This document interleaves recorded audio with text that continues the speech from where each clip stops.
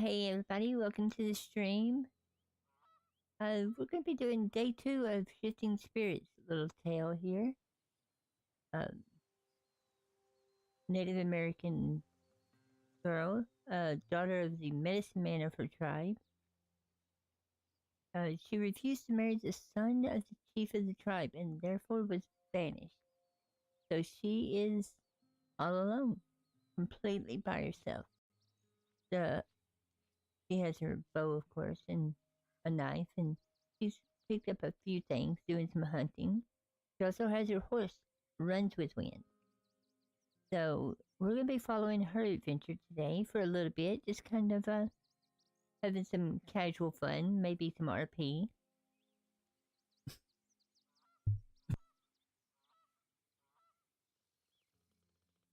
We're still developing the character, of course, so I don't know exactly who or what she's going to become. Kind of interesting. Originally created her just so I could, have some game time without being involved in like major RP sessions. And I really like the DRB.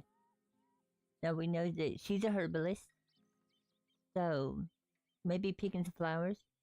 Remember if you watched yesterday morning, early in the morning, she got her first horse, and probably be her only horse, runs with wind. So let's get her woke up, and I think we're gonna have to go visit crypts and sell some stuff and see if we can get her making some money.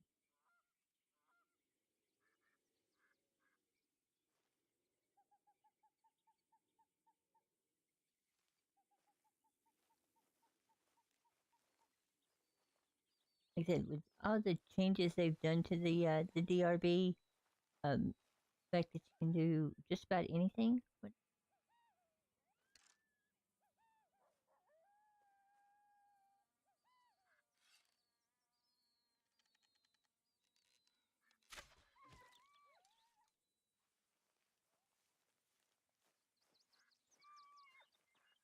I actually thought I missed that.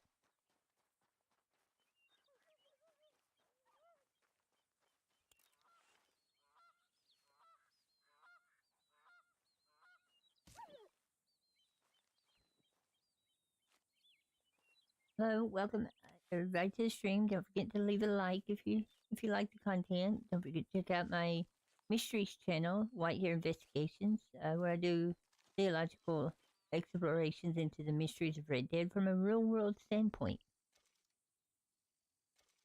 I hope everybody can hear me okay.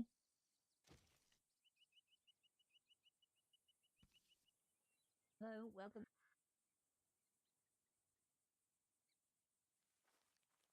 We gotta get over here to the road so we can call runs with wind. Because you do have to be near a road to call your horse.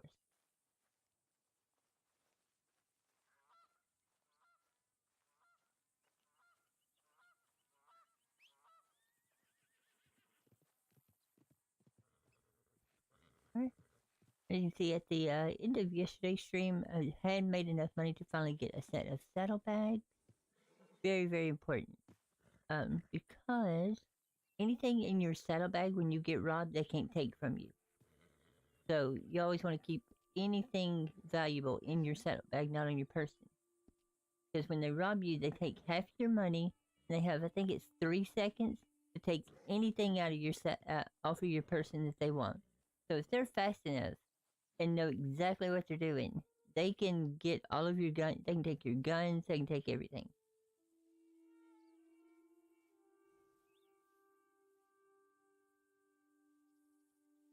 But I am headed straight to crypts, so maybe I won't get robbed between here and there. We'll put my logs over here, though. You can see we've actually acquired a little bit of food, so.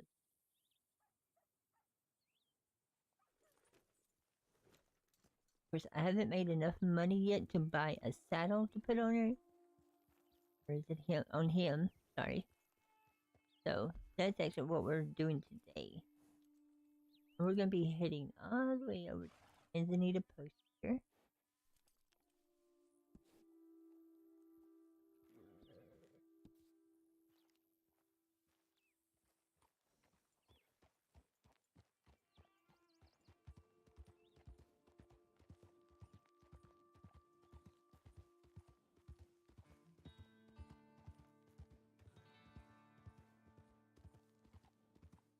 And mostly the, oh, thanks, Timo. Much love, much love.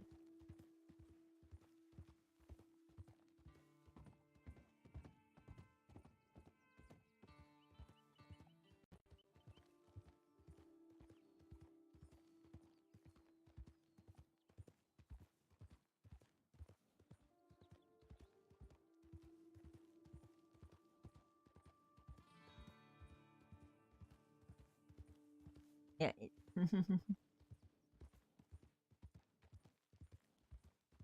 Yeah, it is a little bit harder for me playing on the DRB because they don't have auto aim.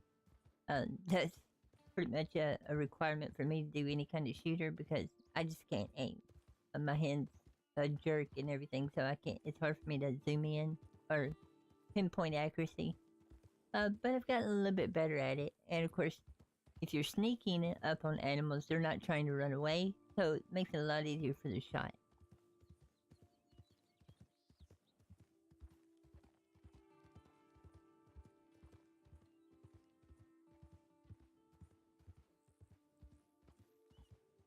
That was the camp that we looked at yesterday as we came through.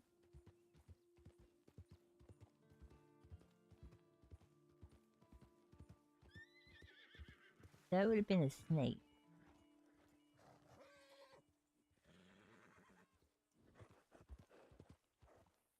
Where'd it go? Okay, it took off though.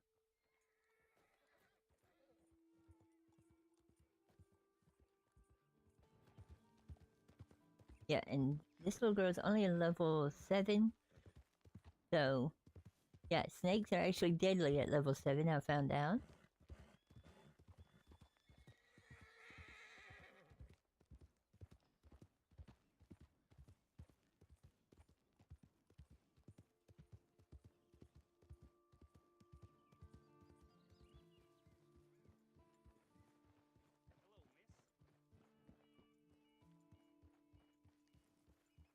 Trips here. Normally, you know, in the regular DRB, this just means you need a post. I believe it's run by a Norwegian. Well, here it's actually run by Crips. It's a place where you can sell all your hides and everything.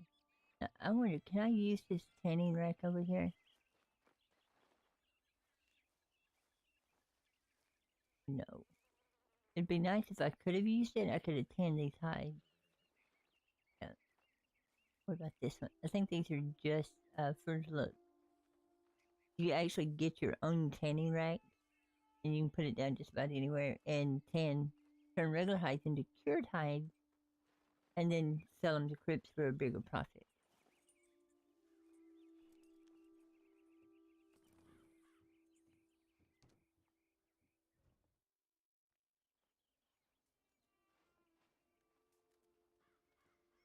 And every time you come in here, by the way, he'll have on a different outfit, so he like speed changes.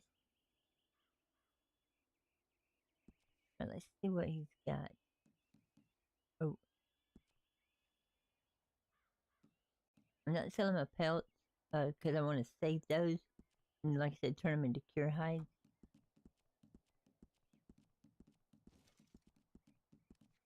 That's that pheasant we fought or killed yesterday.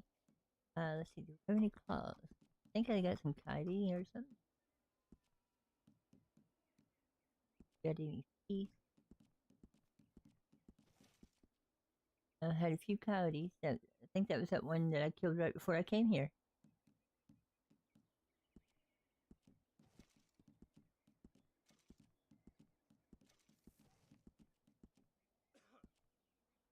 Of course, you get XP for selling. So see, oh, we were level 8, so we're 9 now. Very good. Let's see, do we have any other? I should have some deer heart.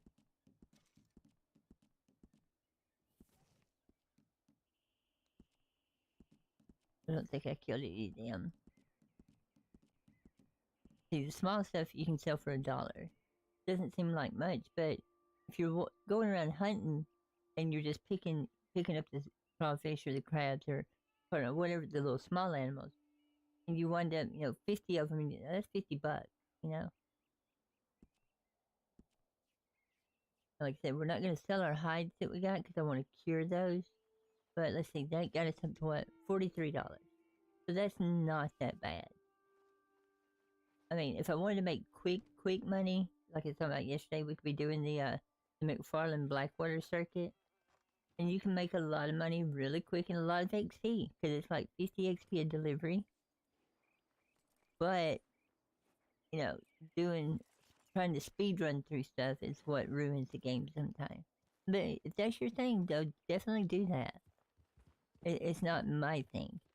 I've played Red Dead Online for years and years. So I know the game, I know the area, I know the stuff. So there's no sense in not enjoying the DRB and all the work they put into fixing things, sprucing things up. I mean, they do Y maps. Just like the Manzanita post there, somebody actually built and designed that entire inside area. So might as well look at it and enjoy it.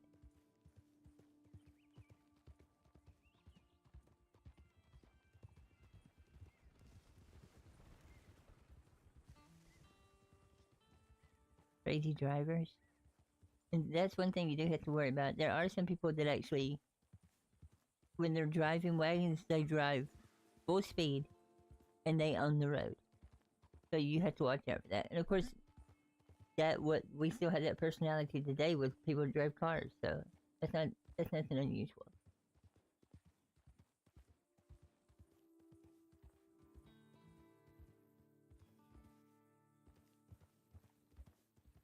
Alright, so I remember when I was getting the saddlebags, I found a saddle that I really want to get for her. It's made out of a boar mother saddle. Not flashy, it doesn't have a lot of metal on it, which would fit for what I'm trying to do with her. It's $100. So we have got to we've got 43 right now.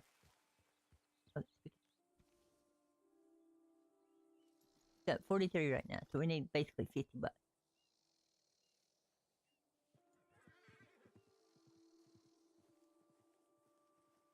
Send her off and then call him back.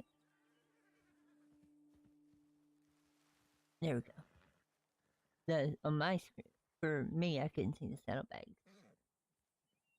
Alright, so we're gonna go here. And you actually have to purchase saddlebags before you can start storing stuff in them. Because that is something kind of realistic. I like that.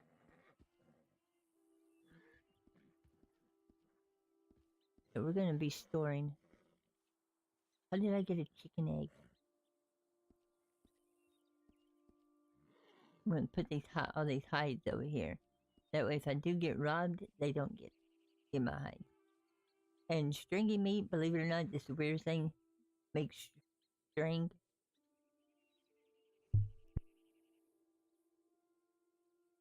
So instead of the string being made out of like plant fibers, you take stringy meat and make it. So I don't know how that works. I guess it's like jerky tape or something. I don't know.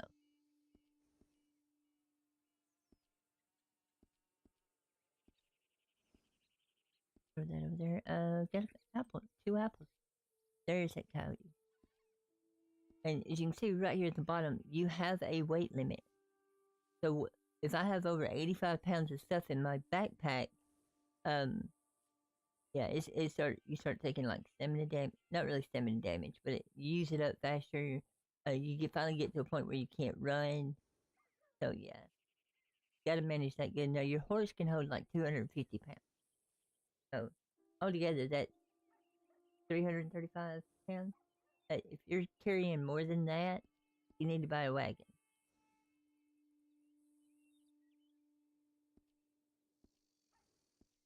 Alright. So all of this stuff is good. I'll keep my binoculars. As you can see, there is a lot of tabs, so it breaks. Your inventory is all broken down into each individual section.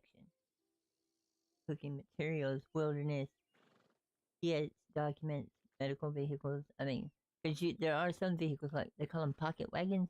It'll be a 2-seater, or I think it's a 1-seater wagon that you can carry around with you.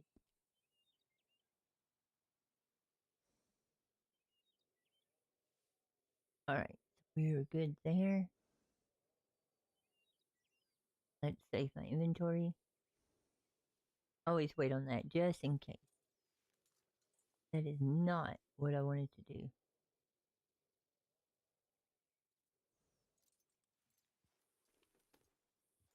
Alright. So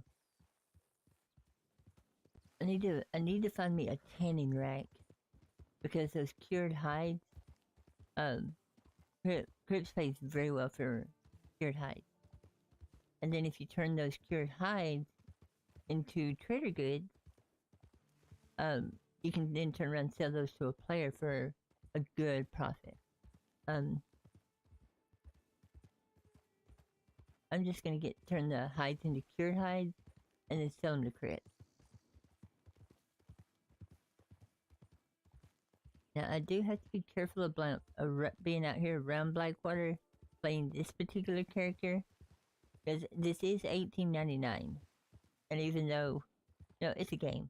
Of course, it's a game, but you try to keep it within the realm of having some fun, and there is RP involved with that sometimes. And she is a Native American girl running around a white man town, so to speak, as they would have said back then. So there may be people that do not necessarily like her and may try to kill her.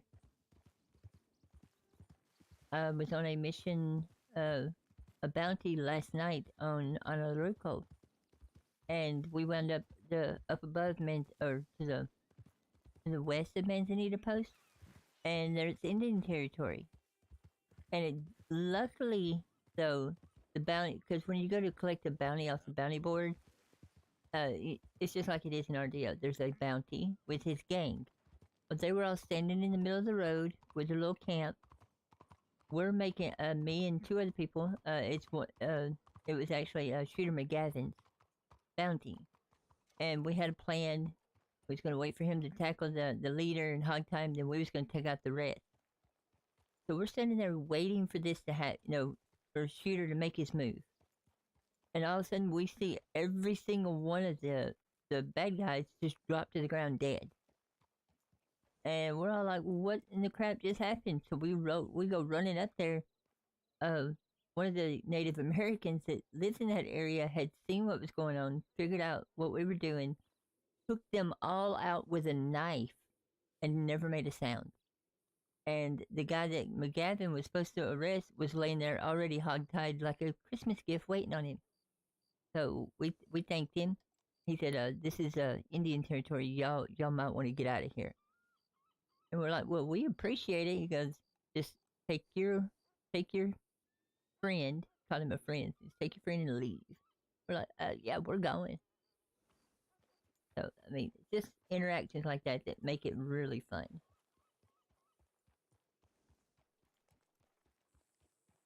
And it also shows you how well some people can actually play their character, because he took out this eight criminals and hogtied the leader with a knife. Okay, what did I come to town for? I got to talking and complete. Oh yeah, tenant rent.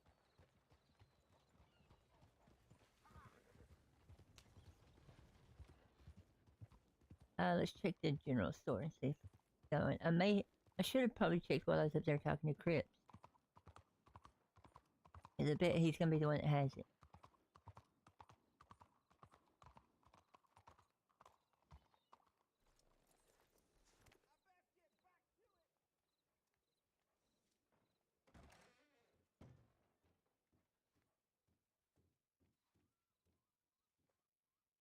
Right? There's wilderness fire wilderness. Now the wilderness tent is a little bitty tent that you can pop up anywhere, just anywhere you want to. And it stays for 45 minutes and then it automatically returns to your inventory. Same way with wilderness fire. And that right there is the biggest scam ever. They're they're asking $1.25 for a bottle of water. I can walk right out of this store, right down to the ocean, and collect as many as I want for free.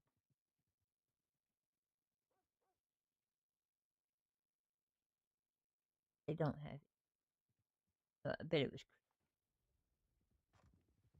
Good evening. I'm close to it.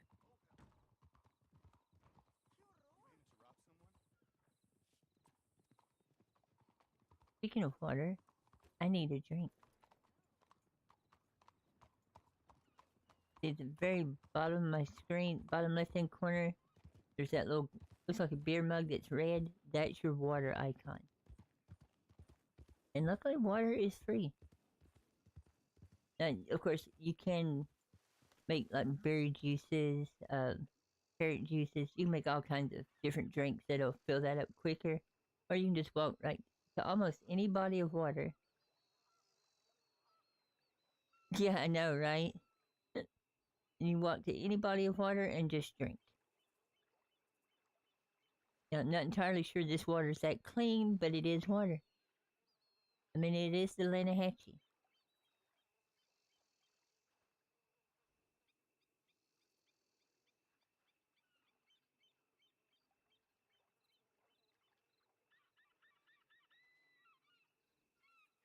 And I know I've got some on me, but I'm going to go ahead and collect it a little bit up right here.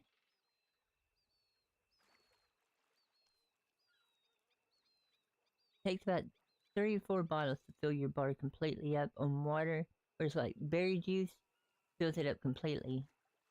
There's one called Poon Juice. It fills your bar up completely and gives you a red, I believe a red health core or red or yellow core.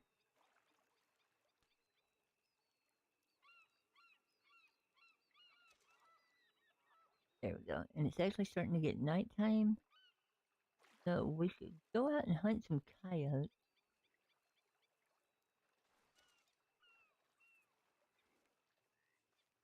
Alright, come on, Runs with Wind.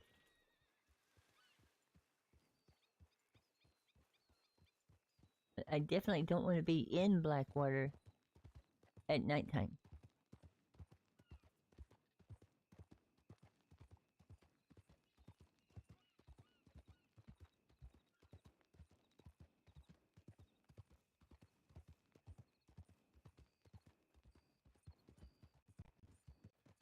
Go ahead and head on up out of this way.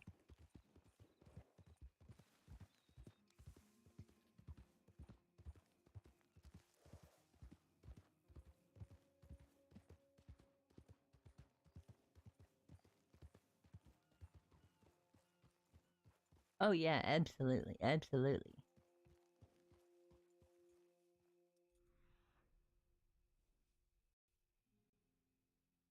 Oh, what's deer?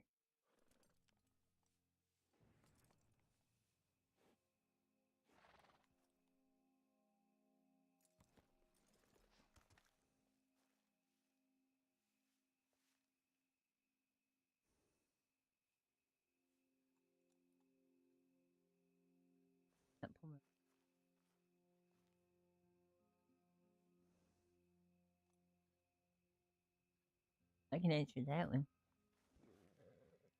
I'm gonna put all my arrows on the horse.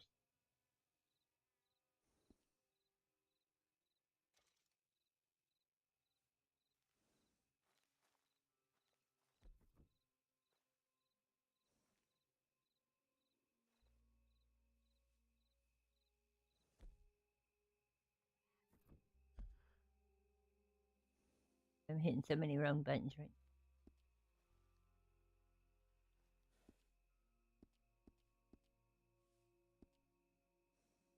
There we go. Probably gone now, but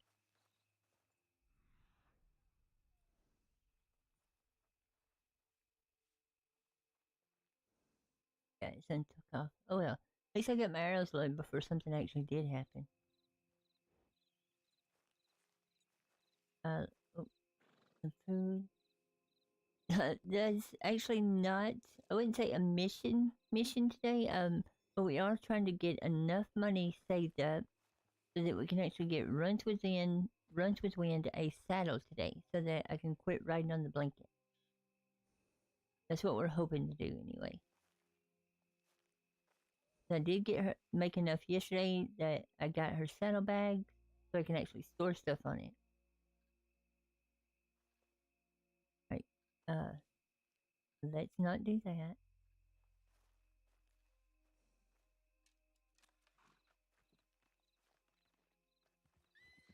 We're gonna go ahead and let her roam while we're going across the plains here.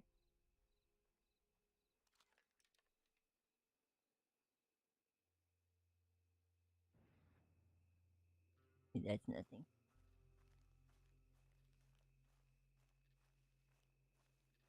I tried to sharpen them, but the flint just wouldn't break right for some reason. I mean, they're sharp, but not as sharp.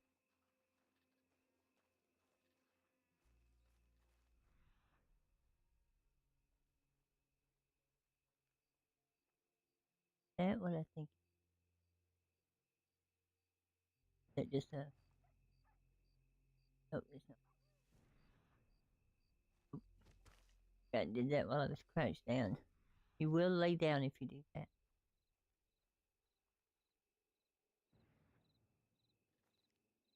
Or I heard some coyotes. I don't see any coyotes, but I heard them. I know, JP. Trust me, I can take a joke because if you've watched any of my streams, you know I have a very morbid, weird sense of humor. I mean, I carried on an argument with a mannequin for 5 minutes one time and lost.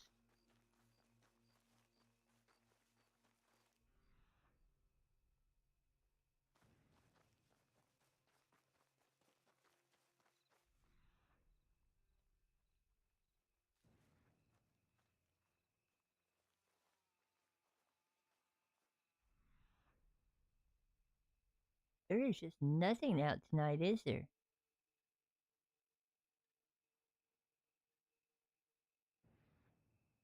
We'll walk back over to the other road over here and see if we can get caught with wind or run to its wind.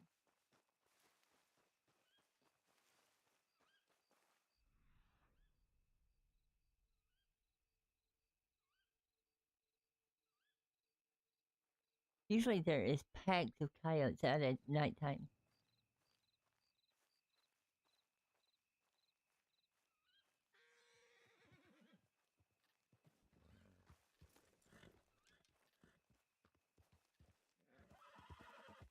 See if we can head over this way and find.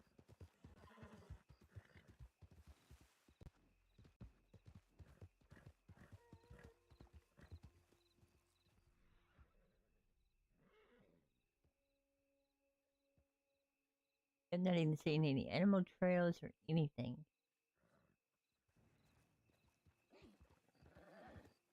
And that happens sometimes with the way the servers are set up. Kind of like the animals migrate.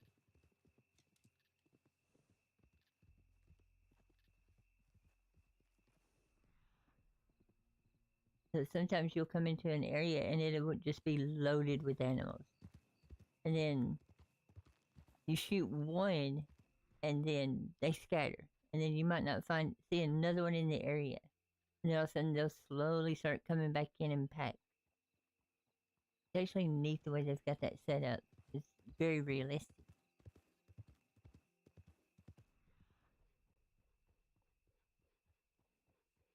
But of course, with my eyesight as bad as it is, it's hard to see at night anyway. Oh.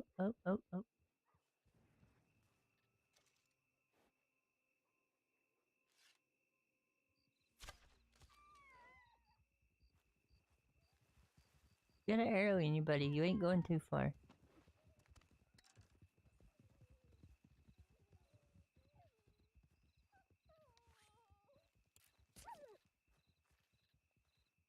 And see, we just came through them. Those animals weren't there. But when we turned around, of course, the animals showed up. Now, there was some turkeys over there. They're still there. We're going to try and get some of them. Oh, see, the moment I turned around to skin this one, they disappeared.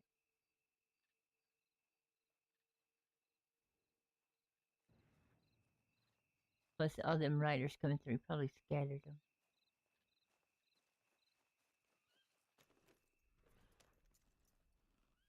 Oh.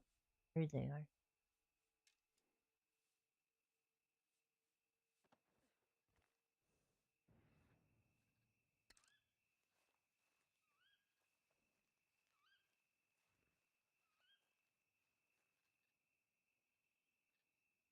That's a skunk.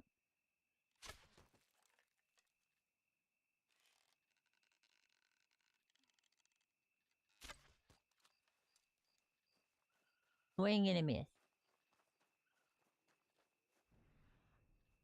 Get up off the ground.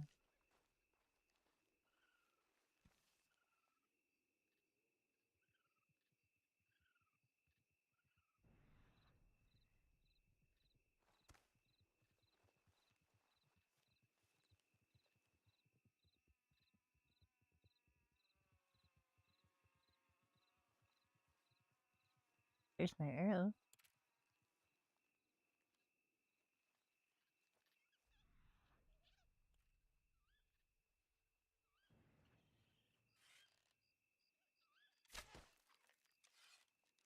Hey, I know I hit that one. Got it.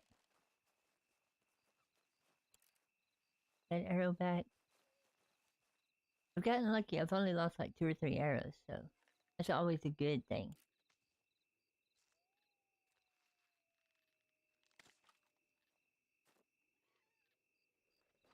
Where is my horse? Way up there. Do a quick look-see around. Don't see any.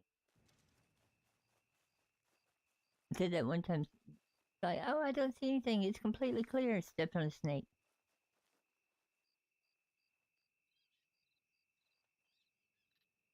I'm not going towards that.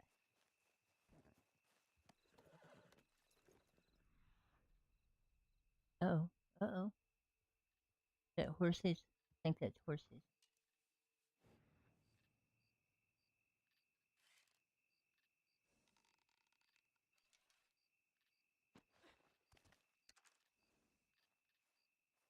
We will go investigate, see if it is horses.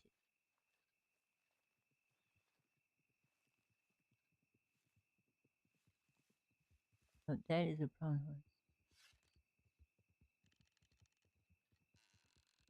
If I got shot. Be a little bit.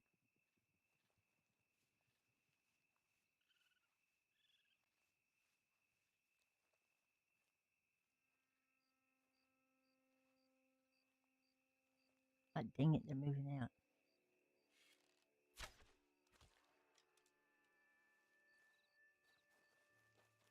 Come on, I shot you in the butt. Go down.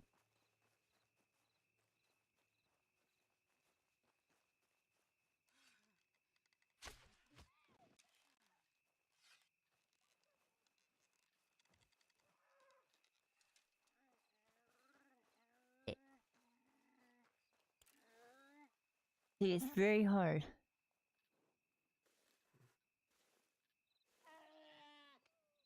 I have no clue, JP. You gotta remember, anything from the original game, from the online game, doesn't stuff like that doesn't exist here in the DRB. They've completely reworked it. So as far as like random items just laying around you can pick up, they're very rare. Any free money is just gonna be non-existent. You have to earn everything, or become a robber and rob people.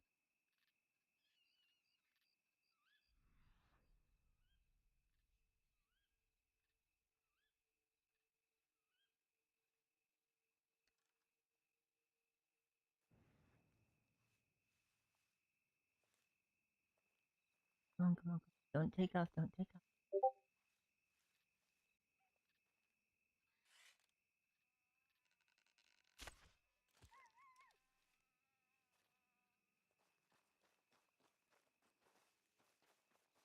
Come on. I know that was a good clean hit. You should be going down. Darn it.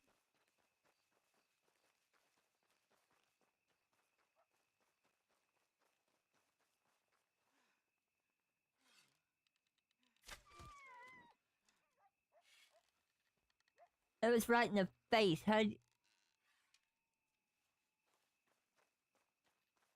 Yeah, definitely need that improved bow. And like JP says, sharper arrows.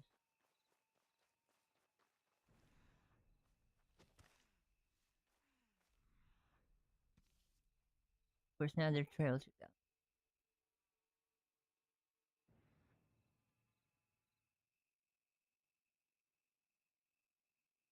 No, no. They the closest thing to a loot box you're gonna get is basically you'll come across camp. I'm trying to find one, see if this one. You'll see a smokestack, just like you do in RDO for a stranger camp. And if you clean the people out in it, there'll be a safe, or a loot box that may contain a recipe, or the safe may have cash in it. But you've got to clear the camp, and they are not easy.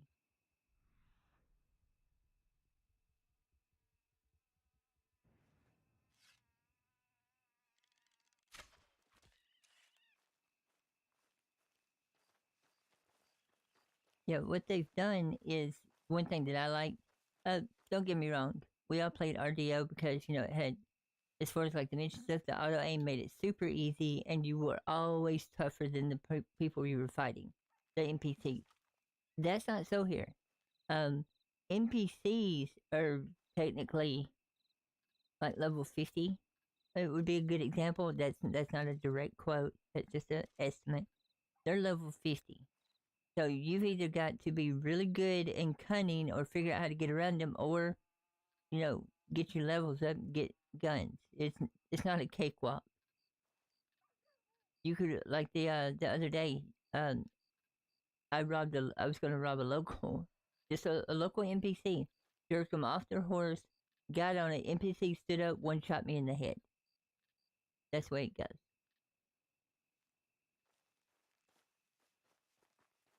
They try to keep the game as realistic to where you actually have fun playing it, not just breeze through everything.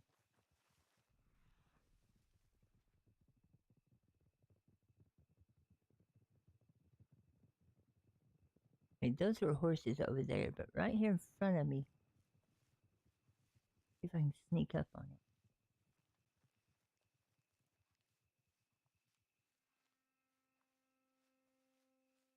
Yeah, when I first came to DRB, I had to change my whole way of looking at Red Dead, um, because they've changed it into, it's a pretty much a direct representation of 1899.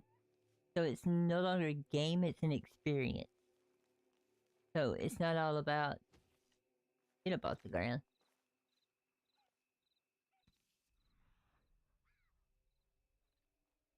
where you think, oh, you got to go around and you can just pick up cans of food in people's houses, and like you said, JP, there's loot boxes with just random stuff. If there's not a reason for that box to be where it's at, it's not going to be in the game anymore.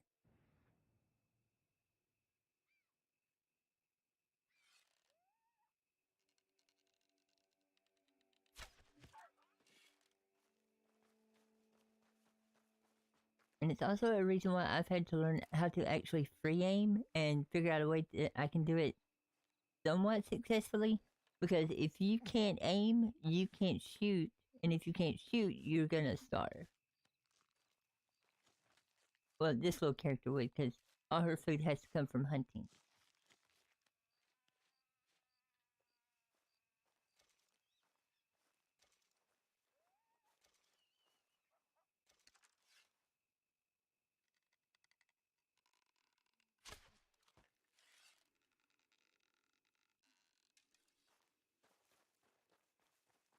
That was a heck of a bad shot.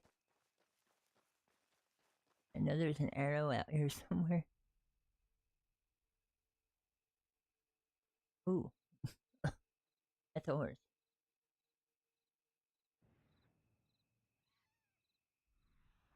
Unfortunately, this is RDR2 base, not RDR1 base, so you can't skin and eat horses.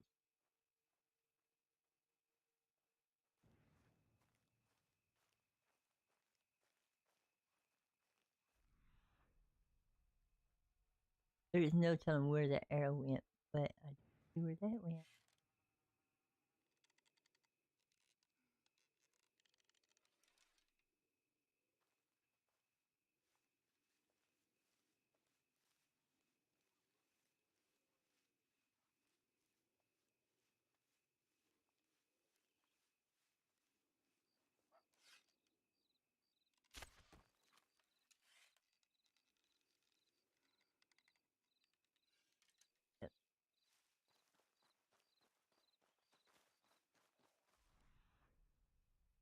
There it is. Got that one back.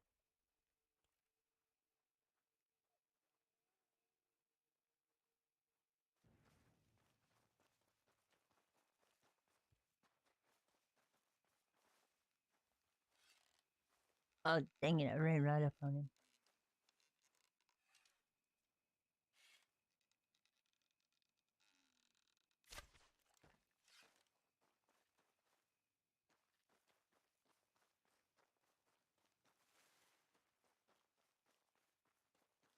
Stay down, maybe I.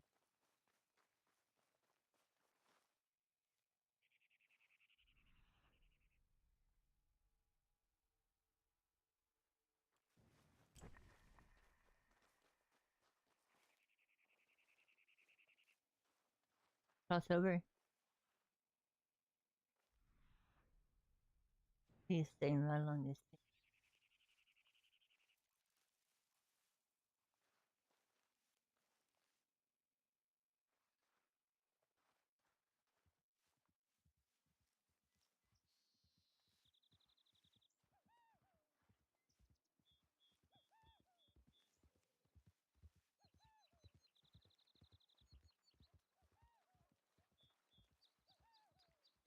And of course, they probably scared him in a different direction.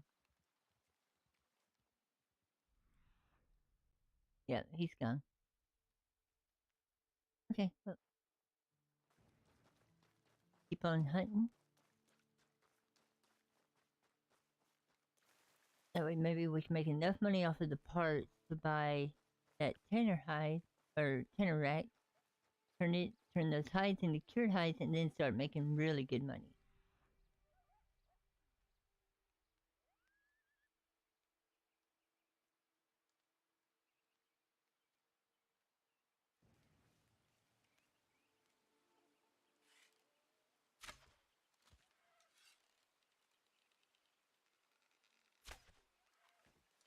Got it.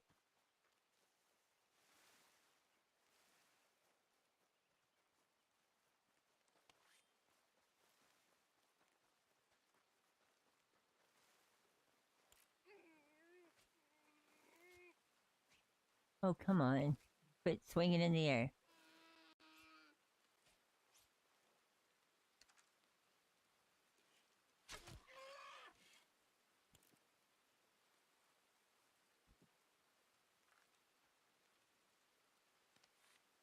Like I said yesterday, you probably noticed right side of the screen, the top two icons, the heart and the lightning bolt.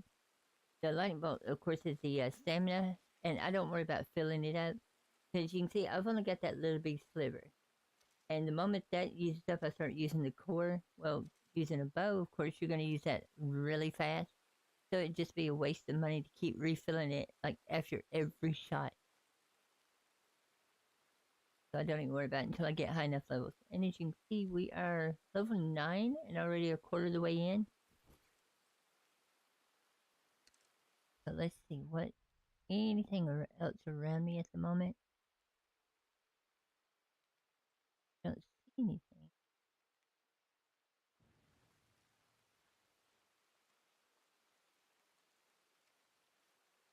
And unfortunately, rocks sometimes when they're blended into the grass looks like deer back. I'm like, oh, I found a deer and it's a rock.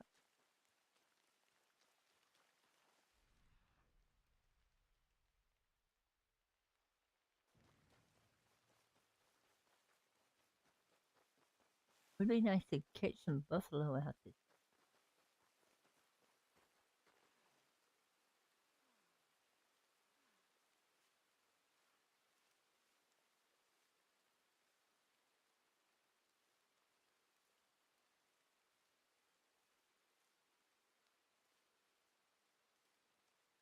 Buffalo. That one stopped.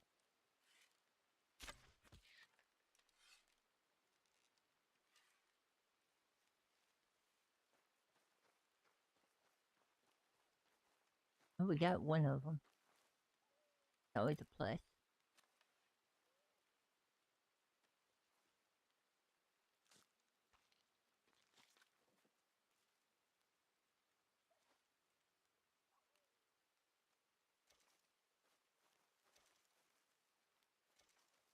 Not on shifting spirits. I haven't. I have not. I've been lucky. I know where there's a cougar at, and if I wanted to go take one on, but I also know that at level 9, that's about 2 bites, and I'd be dead. So I'm avoiding that spot. There's one. Uh,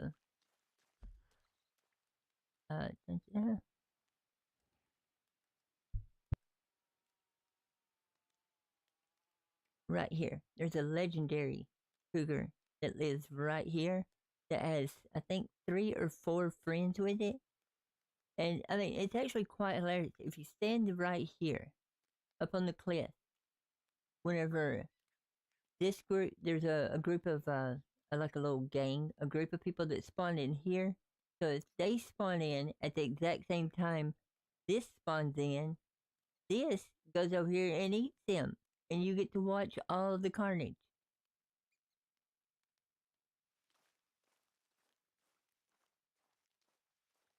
And I've actually watched people try and hunt that cougar. Because legendaries work kind of the same they do in RDO.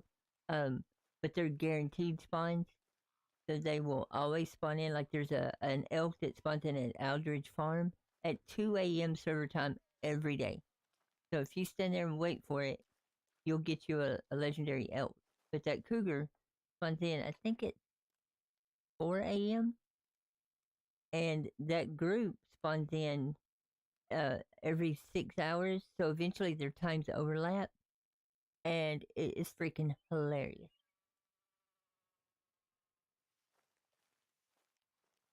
Well, if all the people are already dead, technically it's not robbing. Is the way I look at it. Because if you're dead, you can't say no. I mean, you can't say yes, but you also can't say no. So therefore, oh, that's what I was waiting.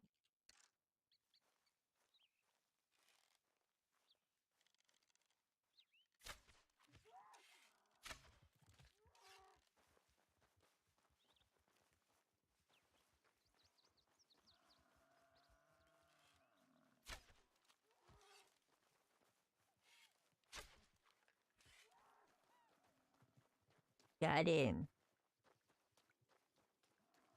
Oh yeah, yeah. I have done that before. What I'll do is not on this character, of course. On a character with guns, kill all the cougar's friends. Let them plow into the group. Wheel them about halfway down, then start picking the cougars off. Get it down to where it's just the legendary. Kill the rest of the bandits out, and then kill the legendary, and then you can loot all of them.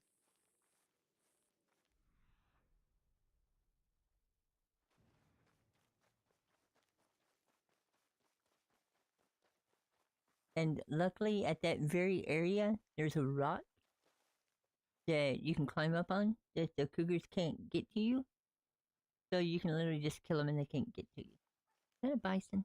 That is a bison. Hey, no, that's a rock.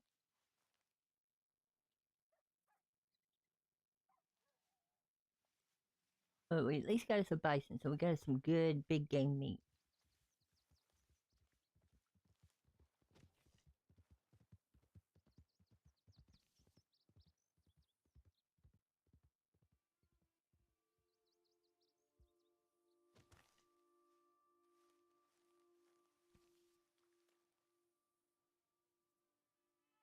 Okay, so he must be picking herbs.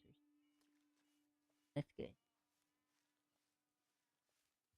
It's actually ironic that you would think a little Indian girl, Native American, dressed in solid white would be easy to spot, but I have hid from so many people. Because if you get into a bush and lay down, then they're definitely not gonna be able to see you.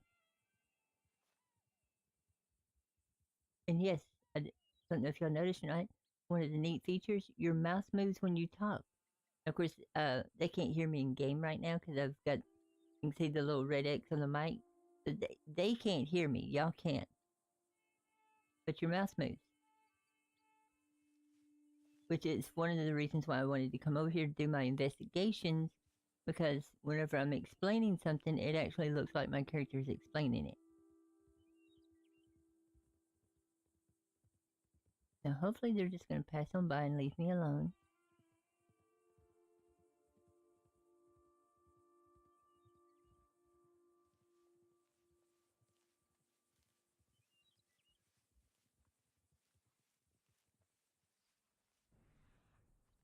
Keep forgetting that if you're crouched and you try to deadeye, or not deadeye, but eagle eye, you will just straight up what?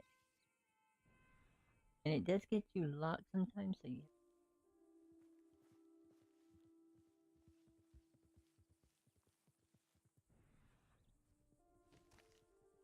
did it again. Not seeing anything.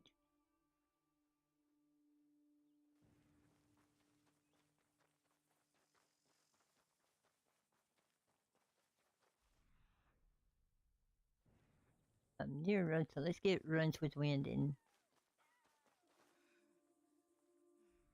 heard that.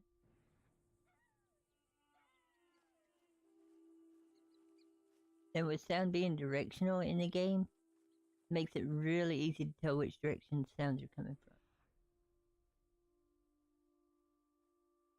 Well, unless you're me and completely deaf in the right ear, then everything comes from the left.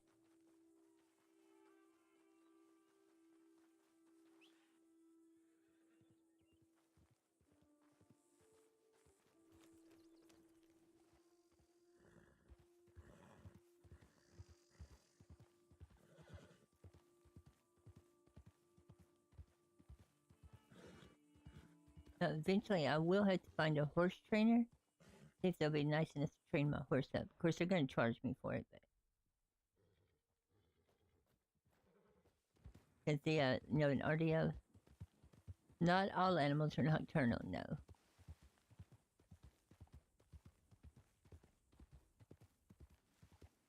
The coyotes and stuff that I was hunting are nocturnal, but buffalo and stuff like that we just got, of course, are daytime. There's some horses over there, but I already have a horse.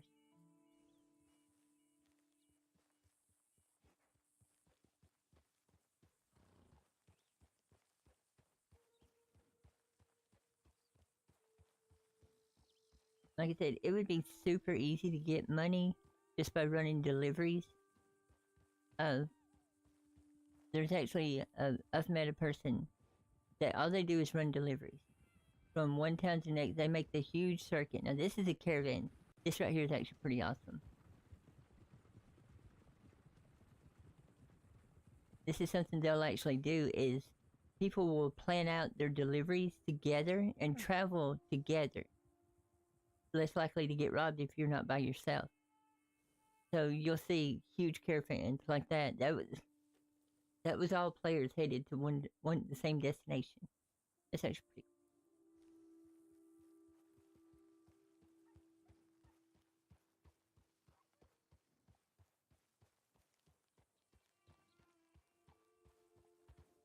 But yeah, there'll be some players. They'll start in Tumbleweed, and they'll make pick up a delivery to go to Armadillo. Then from Armadillo to McFarland's, from McFarland's to Blackwater, from Blackwater to Strong, and they just go one delivery from one town to the next, all the way over to Saint Denis, and then they'll go from Saint Denis, and then they'll turn around and they'll start making the same run all the way back across the county, and they find that fun, and that's absolutely good.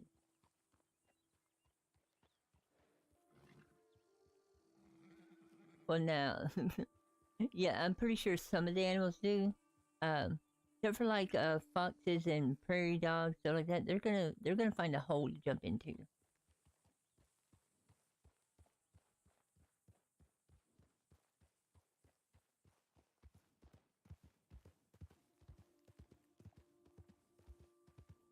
See, and we just had a server restart a little bit ago. The DRB's reset on the 369 scenario. So at 3 o'clock, 6 o'clock, 9 o'clock a.m. and p.m.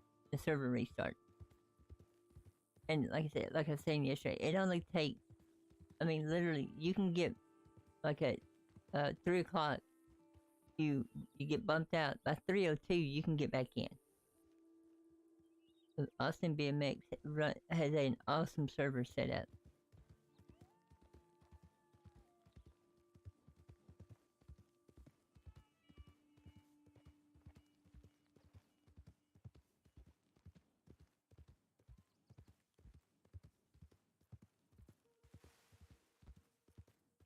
Now, I also love the fact, in RDO, constantly have to be on the lookout for, griefers, people bothering you, stuff like that. Here it's definitely not as bad because, like we were talking yesterday, it's illegal to just shoot somebody and rob them. If you hold somebody up, if you're the robber, you have two options. You can kill the person or you can rob them, but you can't do both. And if you're the robbee, of course, you always have to, value life. That is the golden rule of anything. That's even real world. To always value life. So you're like, well, I can quick draw and shoot them. If they've got a double barrel shotgun pressed up against your forehead, you're not going to quick draw. Because the moment you flinch, all they got to do is pull the trigger and it's game over. We've had that argument in Discord a lot. Like, well, I'm the fastest gun in the West. But that's great. You should have had your gun out before he put his gun to your face.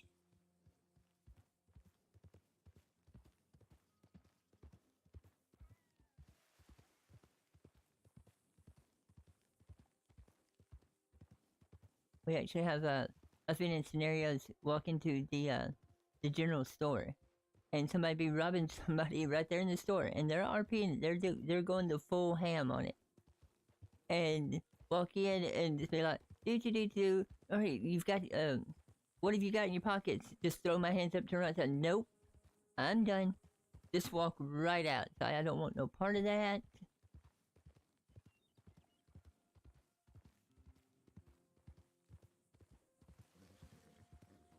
Of course, the best robbery I have seen so far was a crazy lady was standing on the side of the road. She looked like a one of the Skinner girls, overalls, rope belt, things like that, and was robbing people and being highly successful at it. She had no bullets in her gun. She had no bullets in her inventory. She just had a gun, and that was it.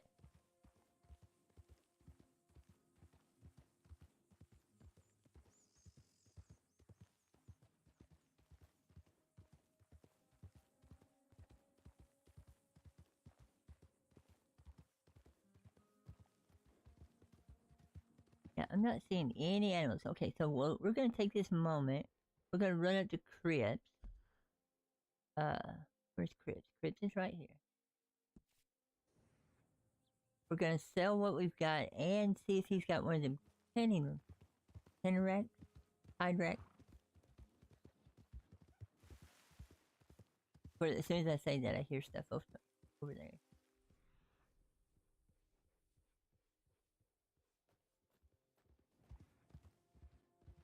Maybe when we come back, the animals will have time to come out of hiding and graze for a little bit.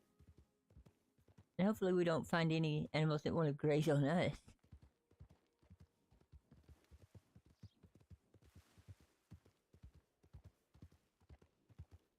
I know I have to keep this little girl away from Thieves Landing. She'll get killed down there. Thieves Landing is the black market area of New Dakota. So if you're into wet buds or devil's dandruff, that's where you go to process it or work with it. Of course, you don't want to get caught with that stuff. Now, you are allowed up to 9 total items, illegal substance items. So you can have 9 peyote or 9 blunts or a sum total of everything, like 5 peyote and 4 blunts. But if you have 10, they can arrest you and take it.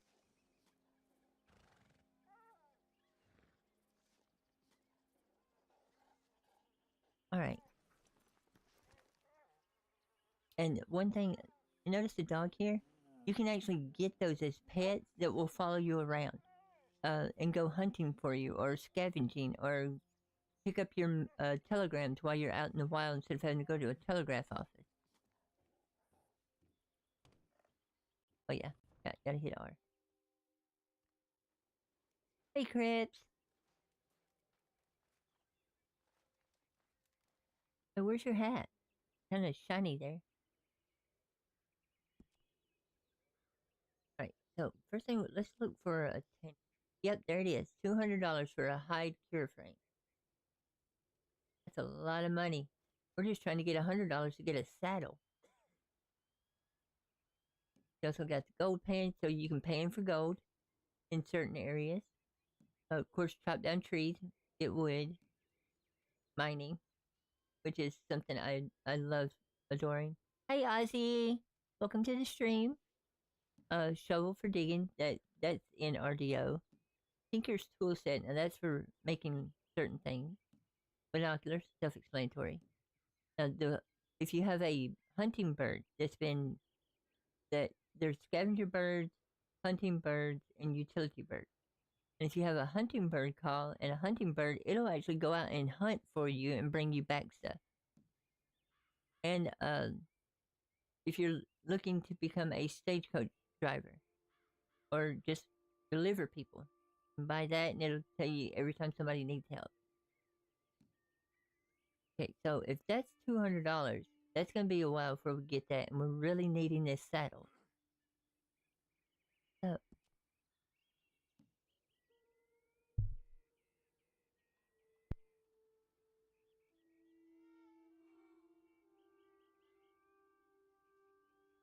right, there we go. Right, so we don't want to sell any of our pelts because we're saving those up.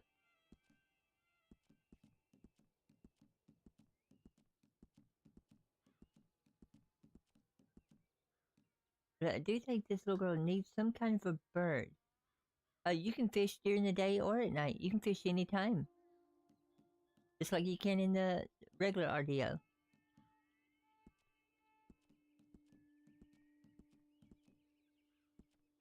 But now fishing is a lot more, I wouldn't say harder, but it's more realistic.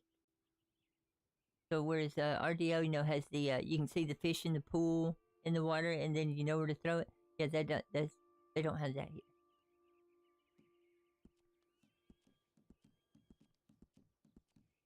And one of the things at first I didn't like it, but I've come to understand why they do it, and I love it.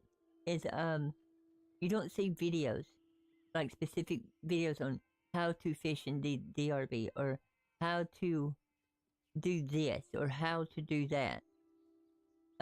Everything is word of mouth within game, so you actually find another player within the game. You can ask in Discord. It's like, hey, does anybody know about this? And if somebody has knowledge about it, they'll say, I do Telegram so and so, and let them know. They won't explain it in the Discord. So you actually have to meet up with that person in the game and RP the actual learning experience. So it's really good. And fishing does pay. You of course you when you get the fish, you clean it, do whatever, process it. You can sell the meat, or you can cook it and keep it for yourself.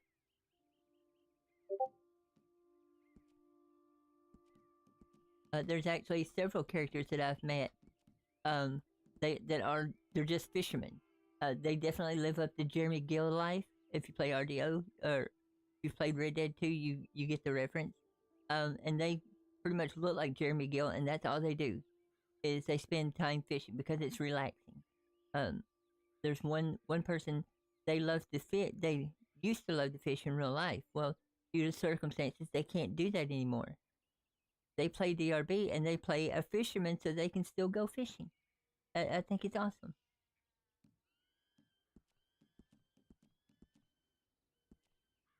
Right now I'm just seeing what all, if anything.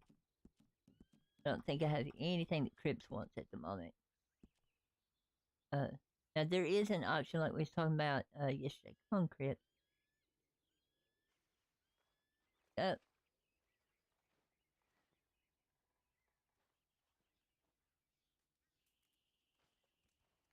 think I messed it up.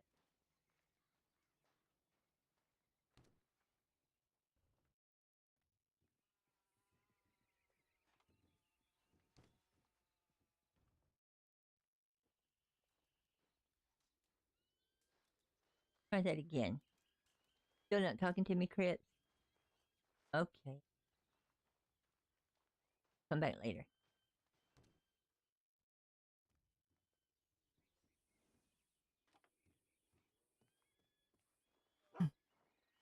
Why'd you bark at me?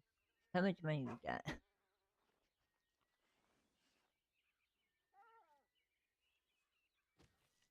43. I think I'm gonna go ahead. No, I don't fish. No, not gonna go fishing. That would not fit this little girl anyway.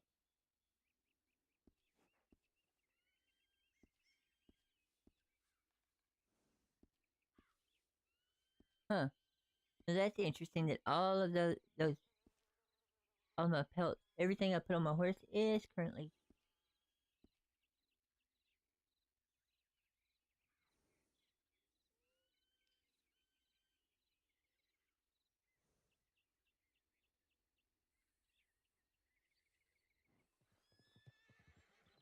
And that does happen sometimes.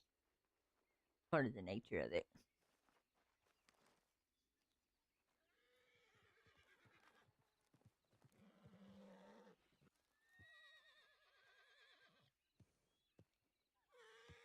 I think it dumped it all right back in my inventory. Yes.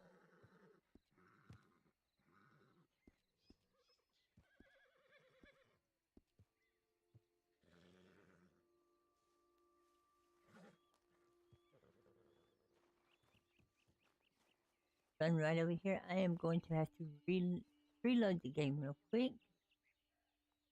That's the second here.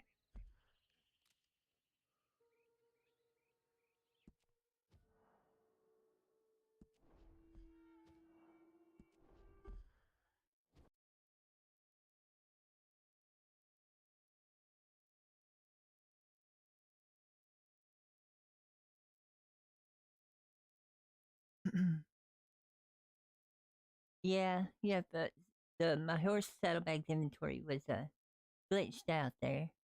Whenever I glitched on trips there, it glitched the rest of it. So I just reload real quick.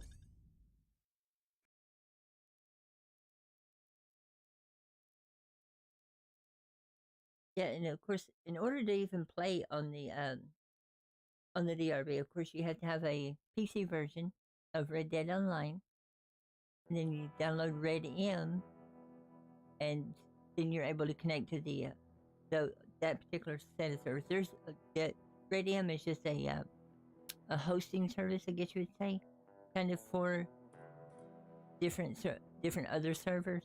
So you've got like each individual Red Dead server that people have built, and then the Red M is the connection between RDO and those servers. There's also 5M. There's different ones depending on if you want RP. There's some out there that are just like Red Dead Online. They're just private servers. And then you've got ones that are highly modded, like the DRB Dakota River Bend, which are excellent. And then there's a few out there that people just wanted to put up and goof off in. But yeah, every once in a while, they're using JavaScripting for some of it, and that tends to get a little wonky, and you just reload and everything's fine.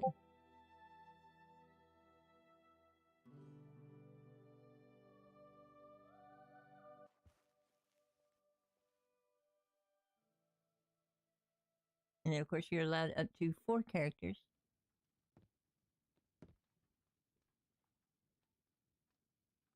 Like I said, I have 3 characters, and then my 4th is a throwaway that I constantly create and delete different ways to use in parts of my video as a stand-in character. Let's see, let's get Shifting Spirit. Because I've got Ainurauco, of course, gotta have the white-haired lady. Then I've got Rosalind, who is my criminal. This is my throwaway character. He changes constantly. Sometimes it's a he, sometimes it's a she. They're wearing different clothes, just whatever I need for whatever part I'm recording. And then we got shifting spirit here.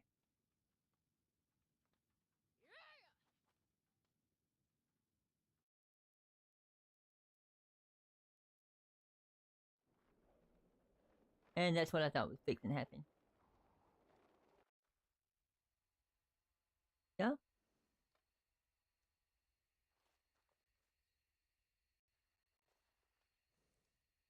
Now, you are not supposed to be here. Because you're not actually here. That is not my horse.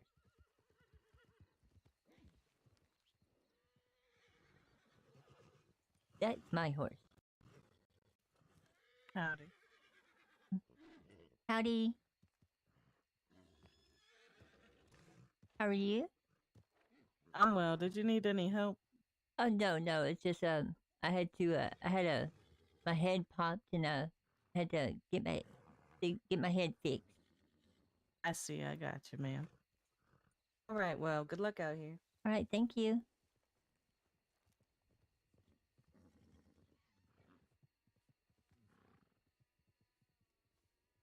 See, for all I know, that could have been a criminal and was fixing to rob me, but probably noticed the double horses and thought, oh, they're having problems.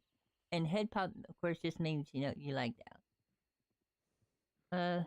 Yep, there's all the inventory. See, that fake horse didn't have my inventory because it wasn't my real horse.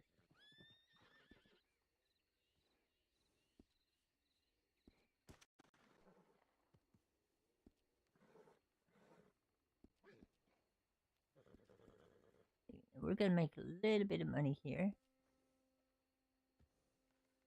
Come on, there we go. Notice it's lagging just a little bit trying to pull it out of the inventory.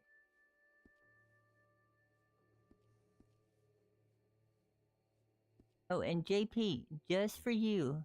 See, I did have flint. Been trying to make some new arrows.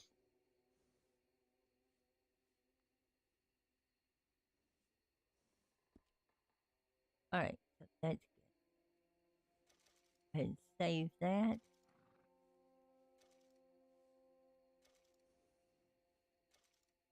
Alright, we'll flee my horse so it doesn't. Somebody comes along and sees it. We'll get this one out of the road. I did. My horse's name runs with wind.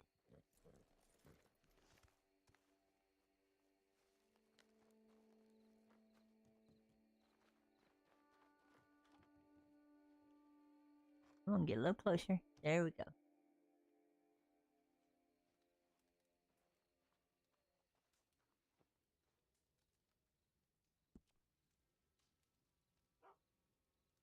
Right.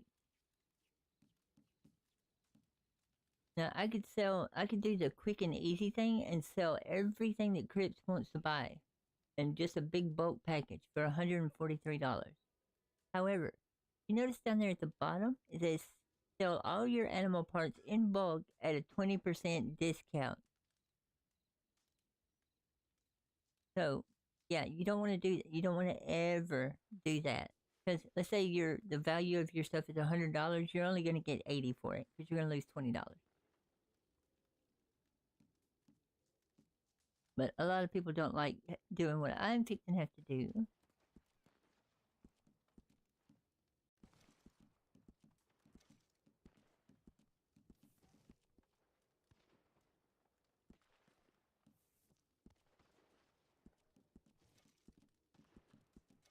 What is going on out there?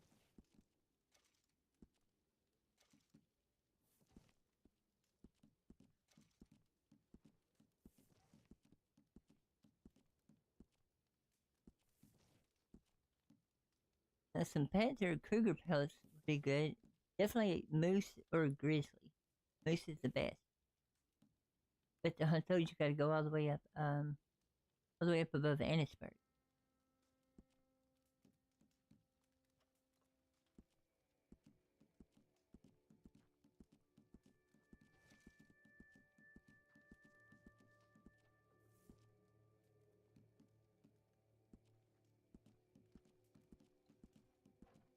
And I never remember what all I have or haven't killed, so that's why I have to go through the list.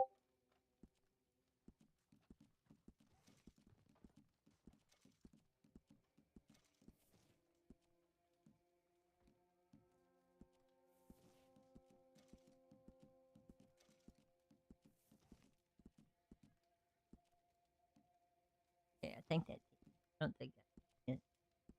Well, I think I might have a deer heart.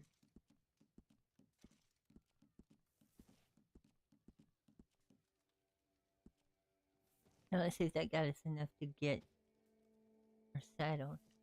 That got us up to almost $200. That's enough to at least get our saddle.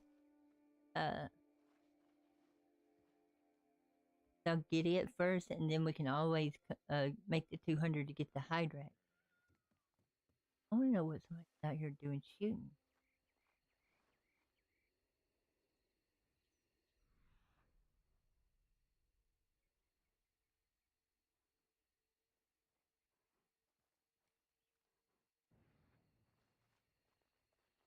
I have no idea. Alright, let's go get you a saddle so I can quit riding on the blanket.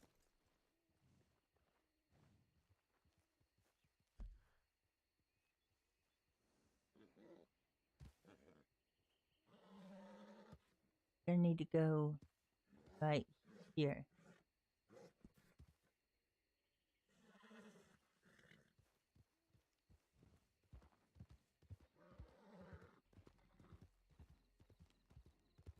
You're not happy about something.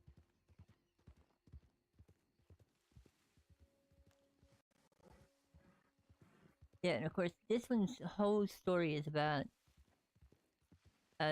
basically trying to make her way in this particular county as I hate to say this term, but it's about as close as I can get as realistically as possible.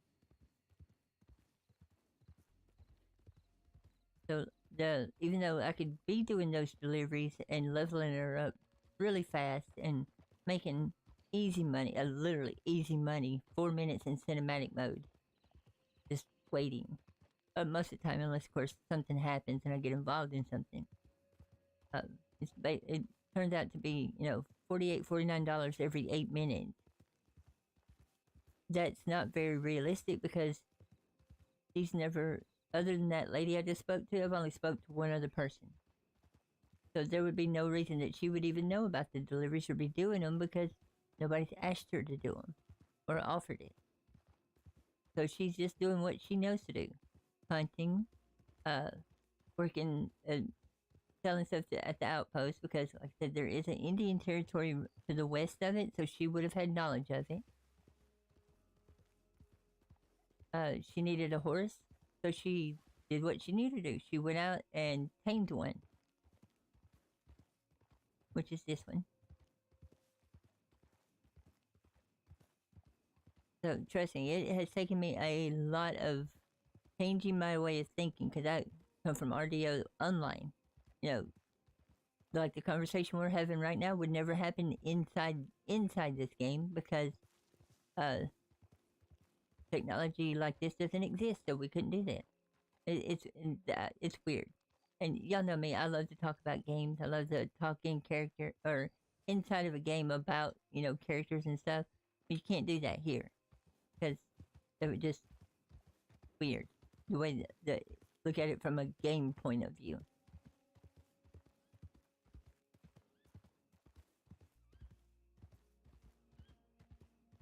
But it's fun. It's a fun way to get away from everything and just relax. And for as far as me, it's like me and my stories. Of course, the mystery videos with Ainurauco because she's a private investigator, mystery hunter. Been doing that for 2 years now on YouTube. So I just brought that with her. That's who she is in this particular county. Of course, I have to explain it a little differently when I'm talking about it in the game, because it has to fit within the world, but it's not that much of a stretch. Is that a circus?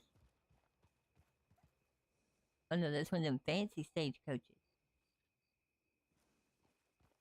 Because all the stagecoaches, buggies, wagons, everything that exists in RDO is actually purchasable by players in the game. So that two-seater covered wagon and St. Denis that you always steal and ride around town, you can actually buy it and own it.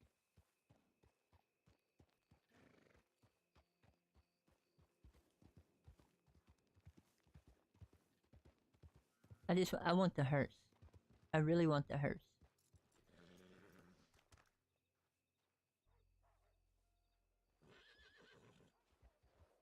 Go on with yourself. You know, the saddle, of course, the saddle that we're going to be getting for her has to be simplistic. Nothing fancy, nothing ornate, definitely not a lot of metal fittings. It has to be something that looks like she made it for the horse. So we're going to go to owned horses. There's Runs with Wind.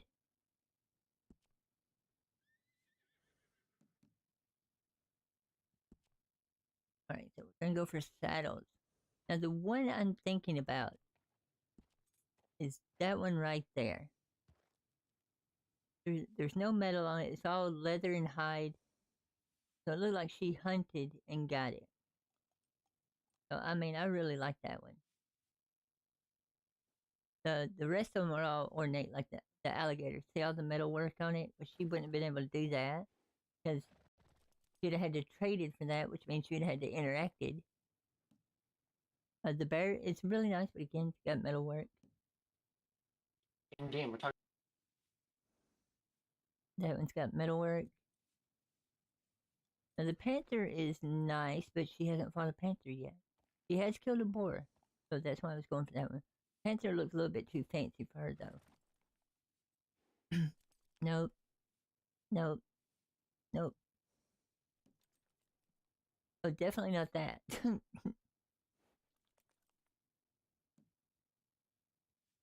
Oh, way too fancy. That might be one she upgrades to later.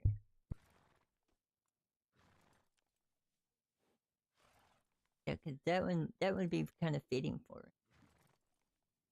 And no, so it's either the boar or the panther.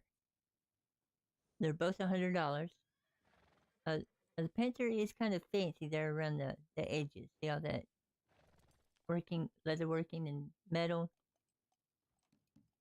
We're gonna go with the boar. We're gonna keep it simple, and it matches the horse. Oh, hello again.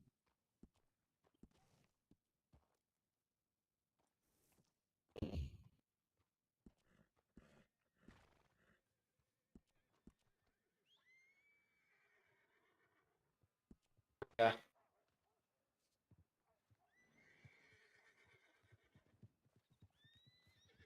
All right, so let's see how that looks.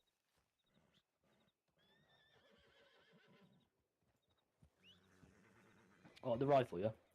Yep. Good.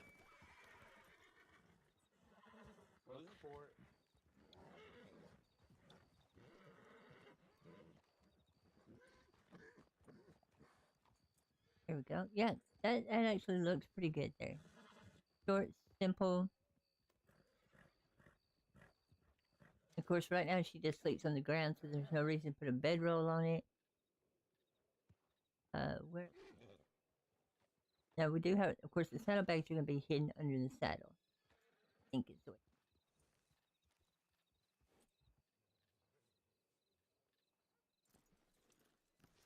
Let me call her back. Let me go check in here in the stable.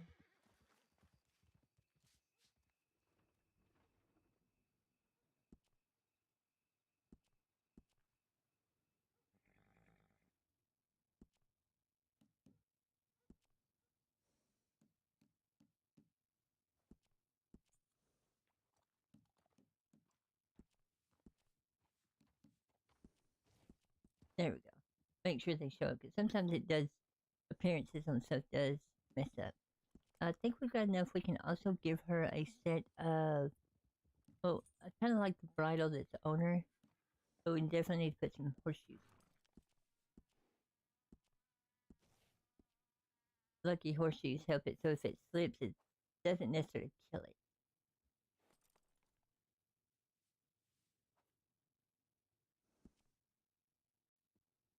And at this point, though, we have everything on the horse that you need. Because technically, all you need is a set of saddlebags so that you can access it. The rest of it is all ornamentation, purely cosmetic for how you want your horse to look. Well, and the horseshoes and saddlebags.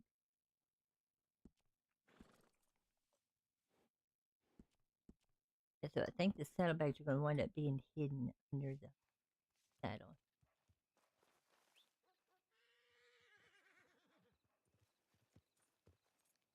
They might show up eventually. Either way, it doesn't matter because we can still use them. Which we're going to do right now.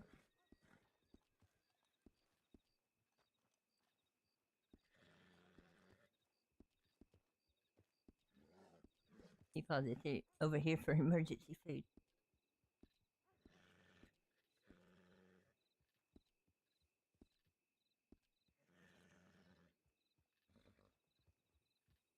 All right, boy. Go over to the fire and cook.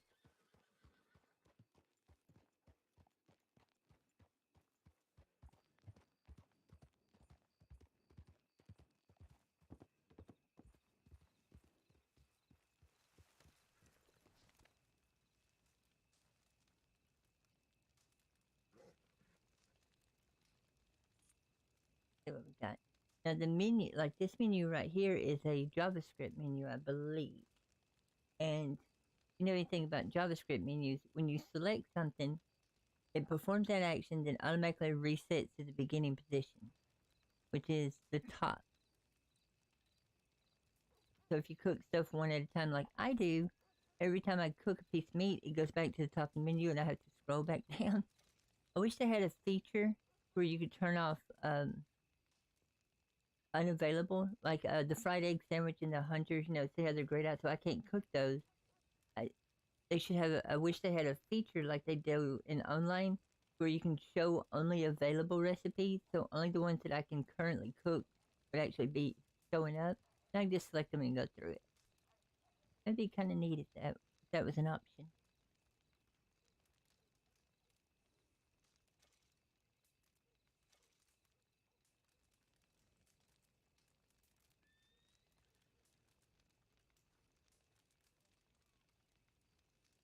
And some of those that show up in there, you actually have to have the recipe in your backpack in order to cook them. So just because they show up doesn't mean you can, all you gotta do is click the ingredients, cook it. You've gotta have the recipe too.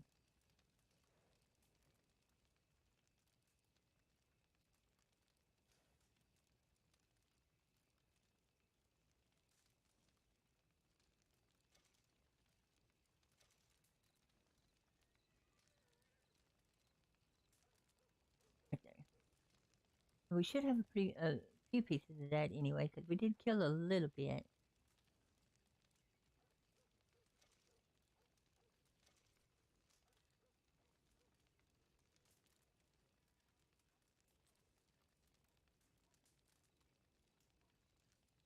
But at least now we've got us a nice little stash of food built up.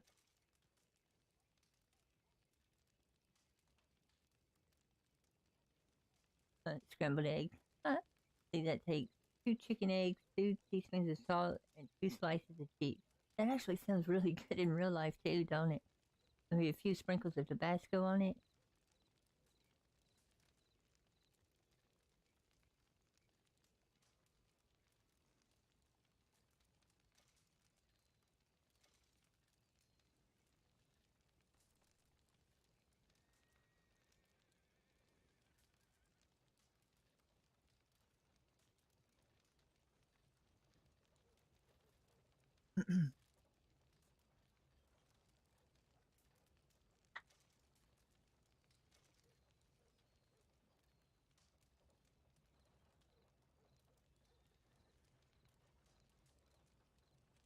I think that's all the food. Sandwich filling. Okay. Now you can also do seasoned, just like you can in RDO. If you go out and collect the herbs, or find a herbalist player, or a player, preferably a herbalist, they usually have it, that has that. Y'all can set up, hey, how much would you sell me X amount of wild mint for?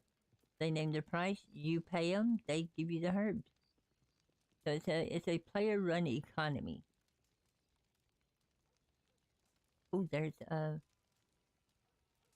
somehow I have a piece of fish.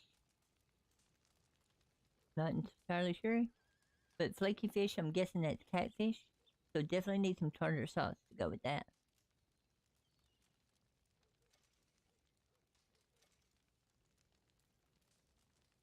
And I don't remember fishing. That's the funny part. Because this little girl doesn't even have a fishing pole. To be quite honest, I have not figured out entirely how to fish. I've successfully done it like once or twice.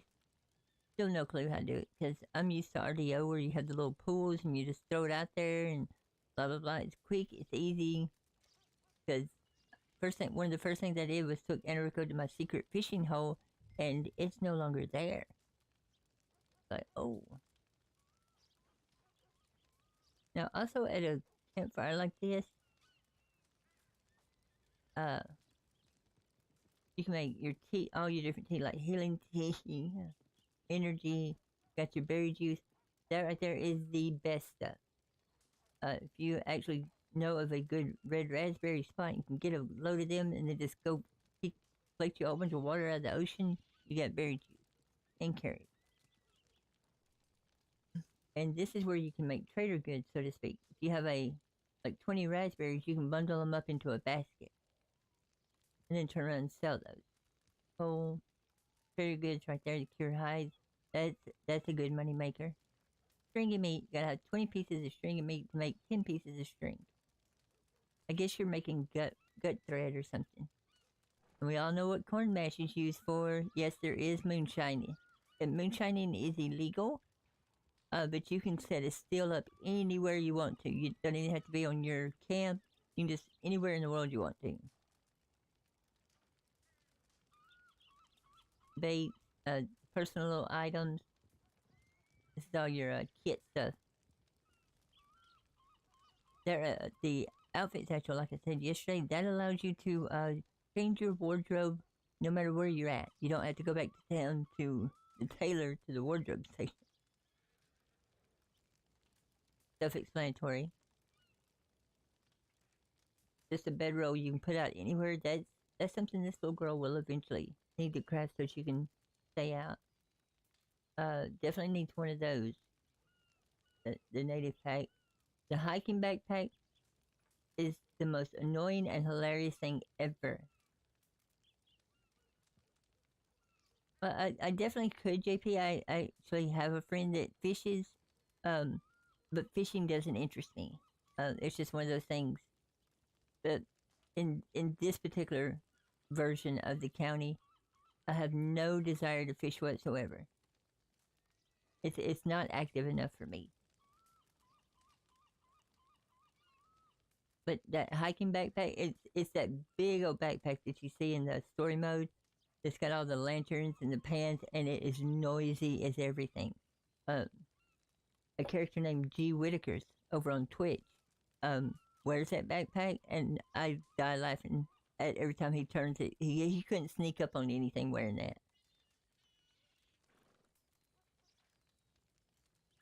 And that notepad, you can use that and drop and leave notes in the world, and they will stay until the server resets. Right now there's a cultist group that's actually going around dropping notes, kind of like, might as well say, propaganda pamphlets all over the place. It's hilarious. And that's where you make a lasso, wool and string, fork. There's the fishing rod if anybody ever wanted to go fishing. And of course you can make your own bow. Cigars, cigarettes, the bone pipe. That's the same one I believe Dutch smoked out of. In the story mode, you can actually craft it and smoke out of it. And there's those annoying seagulls. Alright, so we've got $79. We've got food, we've got water, so we have become self-sufficient at this point. We have secured transportation, which runs with wind and has a nice little saddle.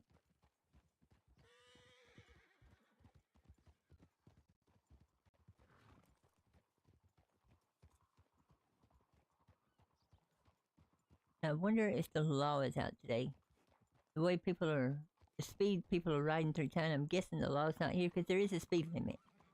You have to keep it at a trot when you're in town. So, about that speed right there is legal. If you go racing through town, they can find you. And I love the way the law works. If they fine you, it automatically deducts it from your current money. So let's say you have no money on you and they give you a $10 fine. Your total would now say negative $10. Up there at the top right, it would say negative 10. So you would have to earn $10 just to get back to a zero balance. Now we're gonna do the smart thing here. And normally she would, like I said, she wouldn't be in Blackwater, but it has to come into town for some things that we're gonna deposit $70. So when I look right here, got my current balance of $70. I can make a deposit, make a withdrawal. I can even transfer money. Like if I wanted to give a friend money, I could actually click that, type the amount in, put their name in, and send them money, like a Western Union. Basically, it's the early version of a Western Union.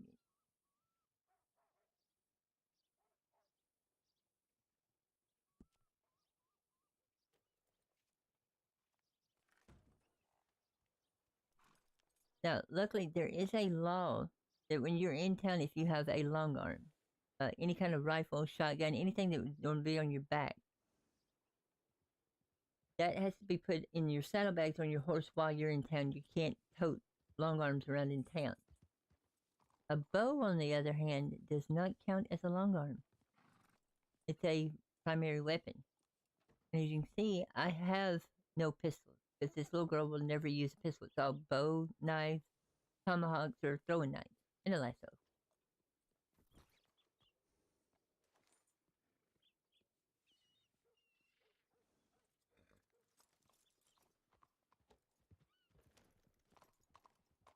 But I definitely need to, we're going to have to get some money made up so that we can afford to get that improved bow.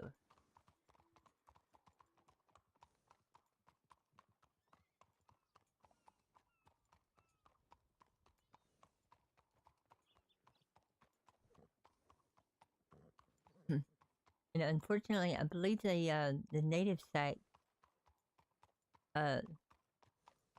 asks for wool, if I'm not mistaken. And there's only one way to get wool, and that's from sheep. And sheep do not exist in the wild.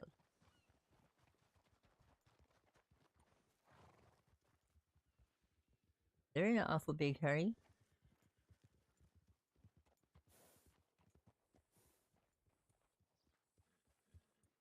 Now that right over there is a red horse. That's a red Arabian. You can spot them very clearly.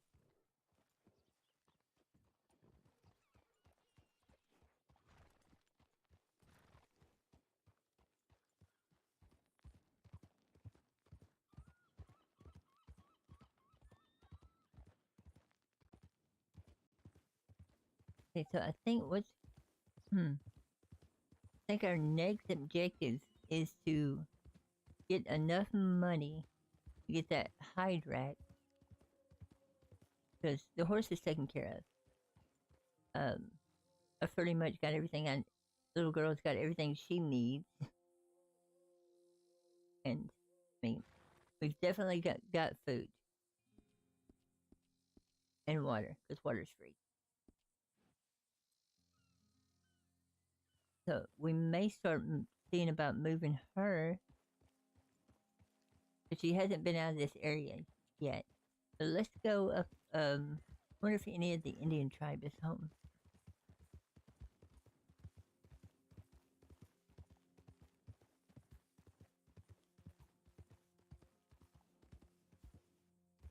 Of course, the tribe that she was banished from doesn't exist in New Dakota. It was from outside the county. So she's never met any of the Native Americans from this area. Somebody abandoned the wagon.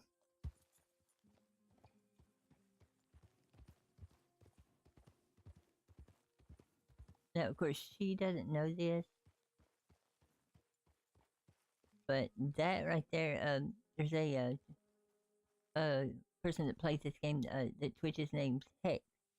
If you ever get the chance, if you're ever on Twitch and can check him out, he's great. He is a wonderful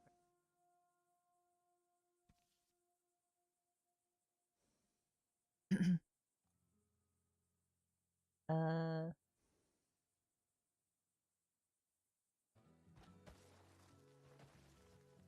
The freaking boat. You see that?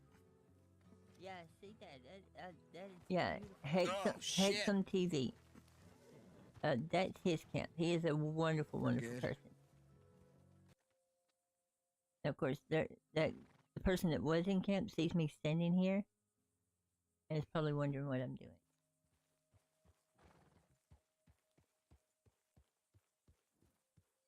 And that's also when could you take that wagon and sell it for how much? Actually, that wagon, you can't steal wagons and sell them. So that particular wagon, it's just like horses. You can't steal somebody else's wagon or horse and sell it. And with the NPC wagons, you can't do nothing with them but just ride them around. If it's not yours to start with, like that was probably a delivery that somebody was making and they head popped, so it just left the wagon sitting there. Well, now that is just technically, a lawn ornament. Yeah, if it's been abandoned or anything, you can't do anything with it.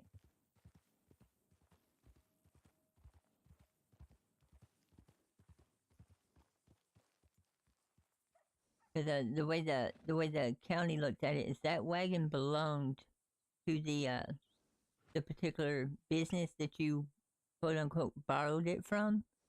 So if you abandon it, it eventually gets returned to its original owner.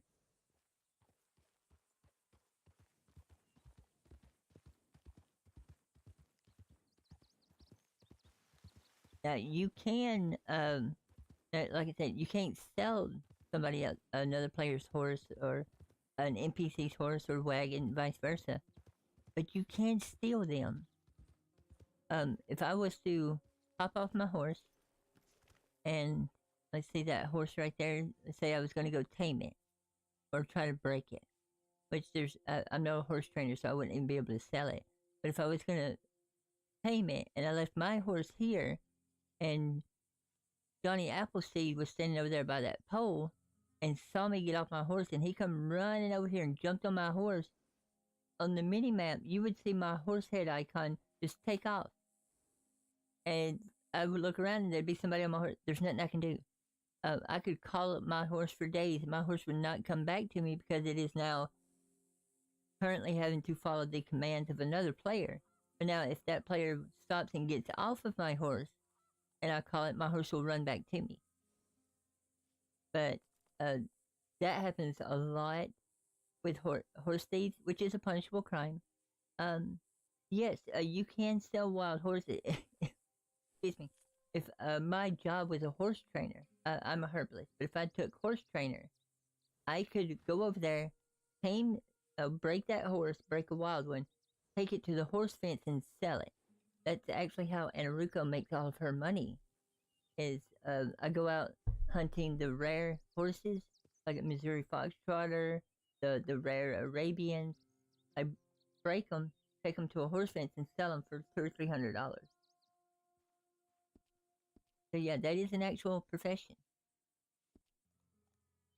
It's actually really, really fun because you're on your horse, you're chasing down a wild horse to lasso it, try to get up to it just like you do in story mode. The exact same way. And I'm so glad they included that because that's actually a fun thing to do. I have spent days just catching wild horses and selling them. Another thing a horse trainer can do, if you're a horse trainer, is if you break a wild horse, instead of selling it, you take it and put it in your stable. Now that horse is yours.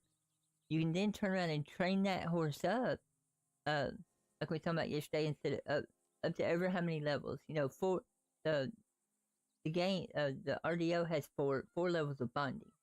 Well, you can train them up to 999 levels. So you train a horse all the way up, and then you turn around and sell that. I've seen at the horse auction here, I've seen them for go 8, 9, 10,000 a horse. Just depends on what it is and how much it's trained up, of course.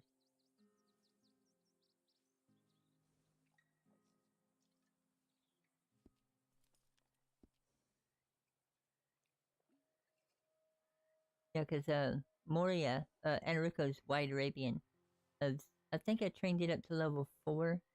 It's it's easy, but it's not easy to train them. And unfortunately, my reflexes are not good enough to do very well at it. Oh yeah, oh yeah.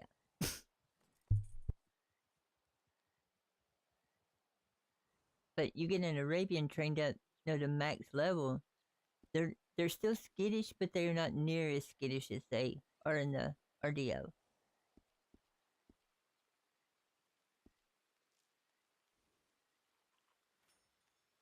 And luckily, to train for your horse to be trained, of course, your horse has to have XP, and you get XP just for sitting on your horse. So the whole time you're riding, you may have noticed it'll pop up over on the right side in yellow. It'll say like runs with wind has X amount of so much XP, and that number just keeps going up as you're riding around, working with your horse, doing stuff. So it works kind of just like the bonding in RDO and story mode.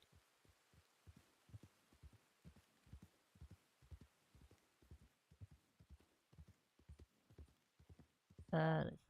Got anything out today? Now it's raining, so probably not gonna have that much wanting to come out and play in the rain.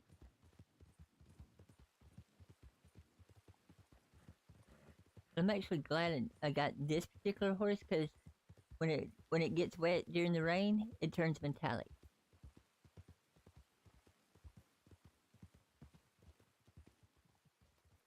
Of course, up there, up above, west of Lake Isabella, you remember in story mode, that's where the White Arabian was that you could go up there and tame, the rare one. But we have that same one in New Dakota, but it's the pearlescent.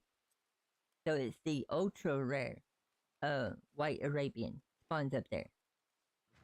And I have been wanting to go after that for a while.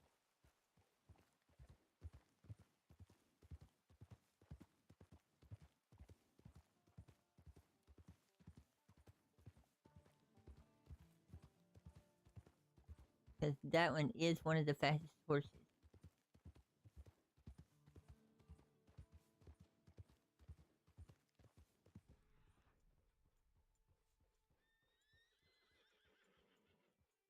Hear 'em. That wagon's still sitting there. They usually despawn after a while.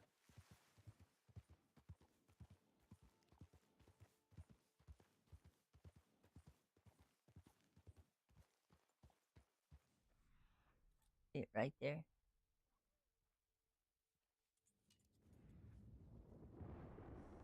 Oh, dang it. Come on.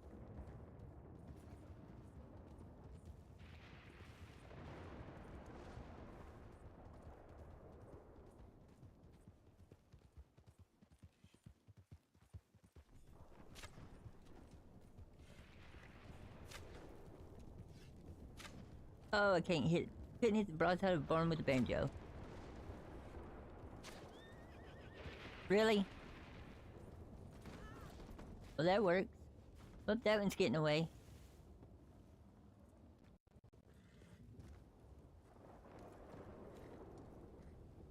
Thought for sure I had that jump.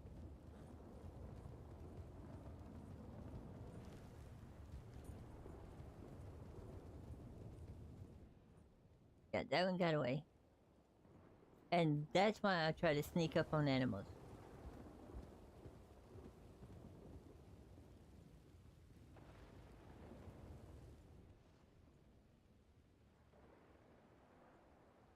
Somebody over there on a horse.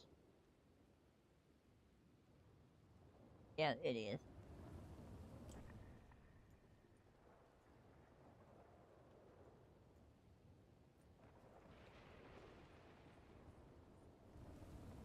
Definitely, I think they've done a lot of work on the weather system because it's a lot better.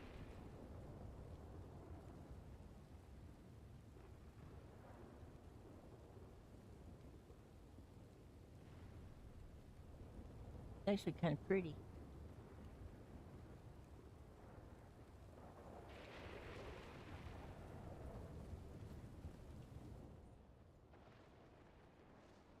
Probably won't be too many animals out during a lightning storm.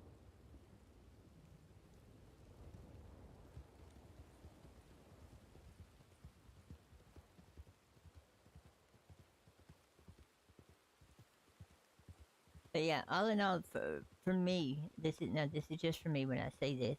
For me, I think they actually finally got RDO right with all the work that they've done. Because everything that was broken, they fixed. And there's still I wouldn't say everything. They have fixed at least 80 to 85%. Uh-oh.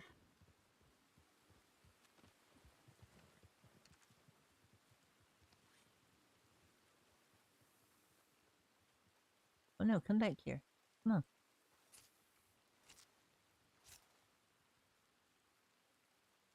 Black-tailed rattlesnake.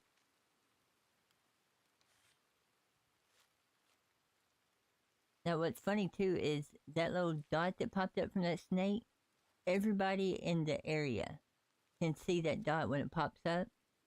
Because, you know, snakes are considered a major threat to everyone. So everyone has a chance to come and save people who might be getting bitten by the snake. Of course, my horse is like, nope, I'm out. Come here.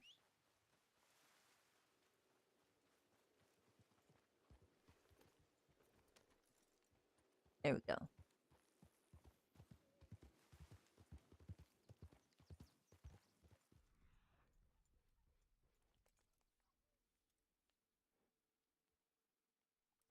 I wish there was a way to change the color of your eagle eye.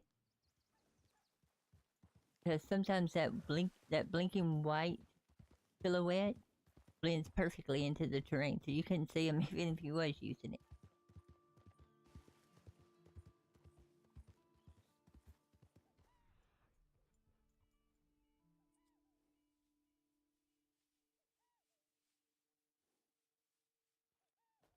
Go down there on that on the plains down there.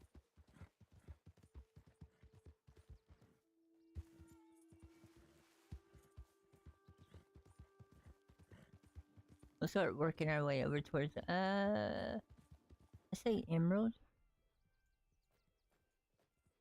Because we have a horse now. So we're not as afraid to go out adventuring.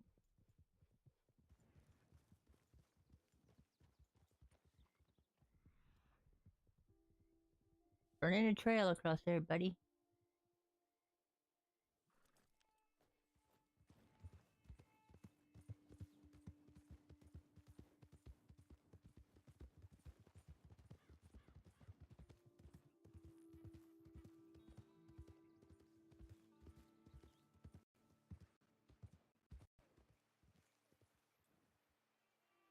Huh.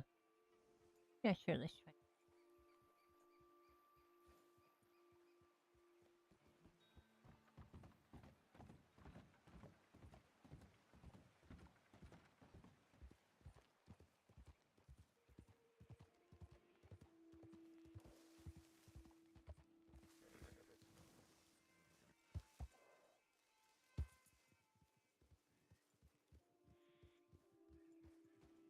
Another problem with traveling through areas like this is that you have to make sure you're not about to be the next one to get robbed. See, there's that XP. So she's got 360 XP.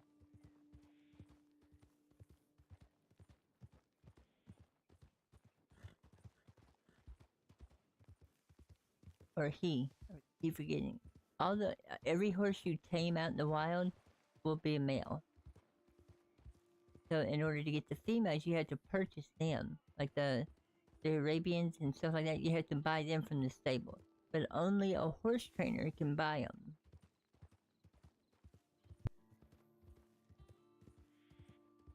So if you wanted like a female white Arabian, you'd have to find a horse trainer, figure out a price and a deal. They would go and acquire it, and then you would pay them for it.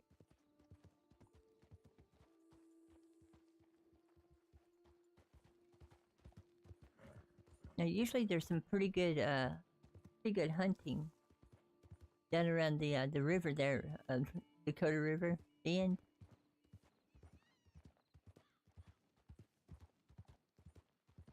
Yeah, when I first heard about the Dakota River Bend, it was Perno Bernadetto was telling me about it. Him and Pony Macaroni and Scarlet Harlot. They kept talking about, playing the Dakota River Bend.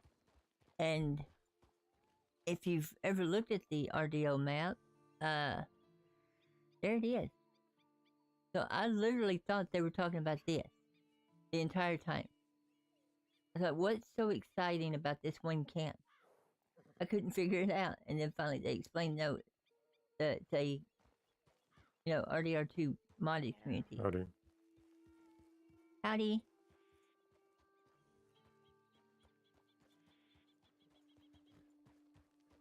That wagon was supernatural.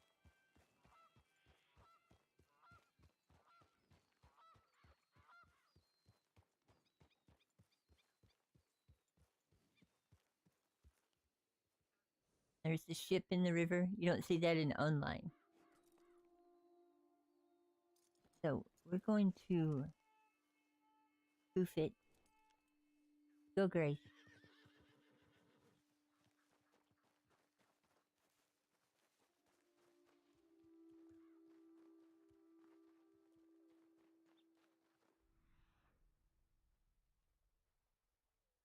Now, she's a herbalist, but I haven't come across a single herb yet. I don't know if they light up like they do in online mode. I mean, I know where some of the herbs are because I've memorized them, but it would be nice if they would be blinky white like they are in online. Make it so much easier.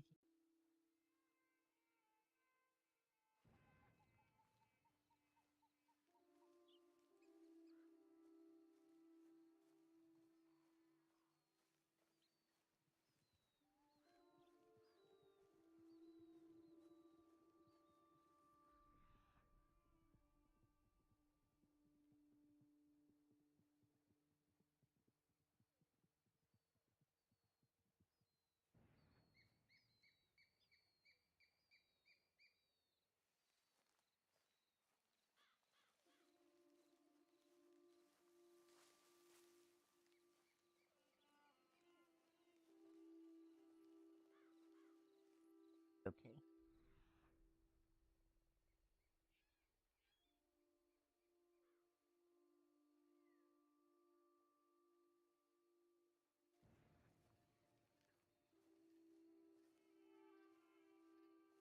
What's those herbs? Those, um,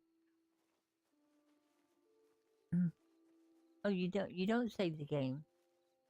This is just like any other multiplayer game, JP, that you play online. It's autosave. Yeah, you never have to save. That saving's just for like multiplayer or like where you're the host of the server or single player.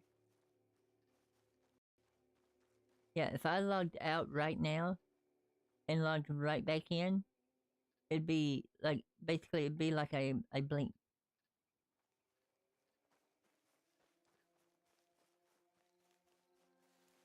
Because I would still be standing in the exact same place where I logged out at.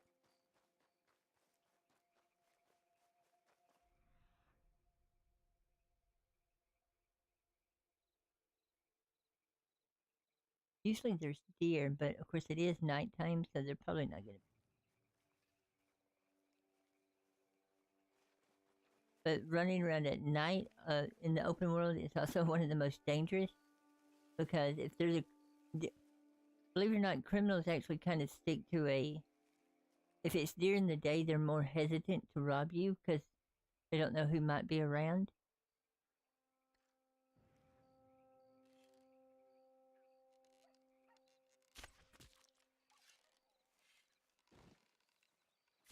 Ah, dang it. Glitch. Sometimes that happens when you kill an animal. It will accidentally fall through the world. So you have to make sure you kick, because animals have two different animations. They have the passive animation where they're just running around grazing, they're not alerted. But then once they become alerted, they become into an active phase. That's actually a totally different animation sequence. And I wouldn't say a different object, but it's a different set of animation. And if you do like I did and accidentally kill it while it's in the passive animations, that's basically, it's just a piece of scenery. It doesn't register as being a real animal. So when it dies, the game automatically deletes it. It's just to keep the world clear. So I should have called it first to get it to raise its head, which would have made it an active, and then it wouldn't have fell through the world.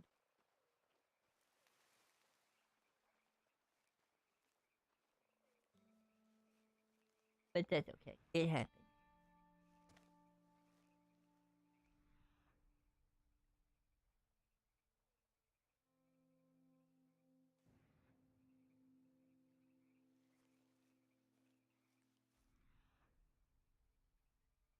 I am glad that they kept the eagle eye though, because that helps, especially me in very hard seeing. Makes it where you can see stuff at night a lot clearer. Of course, there is no dead eye. There are no ability cards. No explosive ammo. No explosive arrows. Sons of the Forest does not have autosave. No, you have to manually save it. Even like me with hosting my server for me and Panda, that's one that I stream.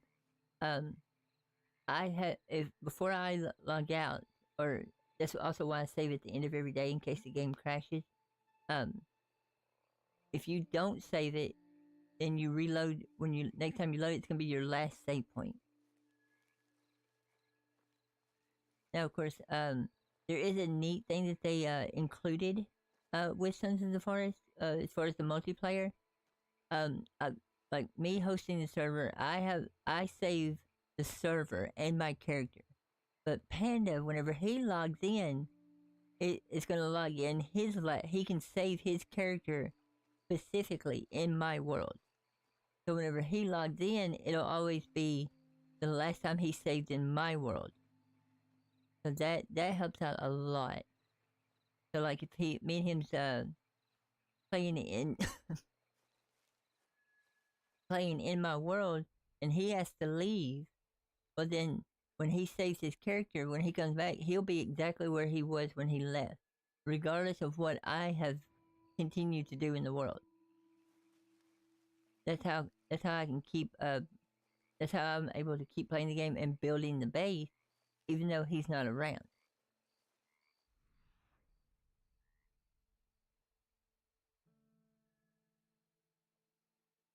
Oh.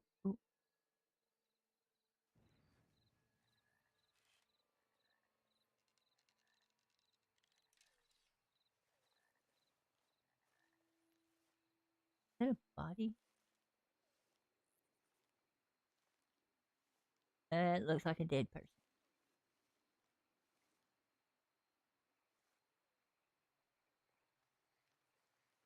That is a dead person.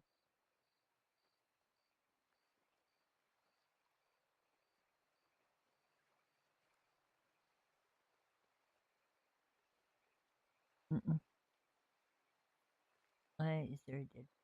There's a camp right here. It's nighttime. Little character's a Native American, and we're sneaking past the camp. This does not look suspicious at all, does it?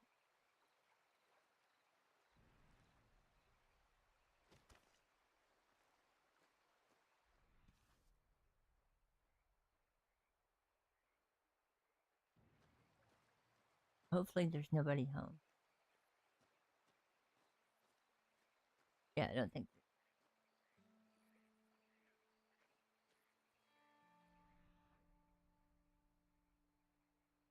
I feel like found those stinking herbs. Well, I do know, technically, and here's a perfect example. Oh, hey, Alex, glad you made it. Here's a perfect example of meta. Meta is whenever a character in a game, we're going to use Shifting Spirit because that's what I'm talking about.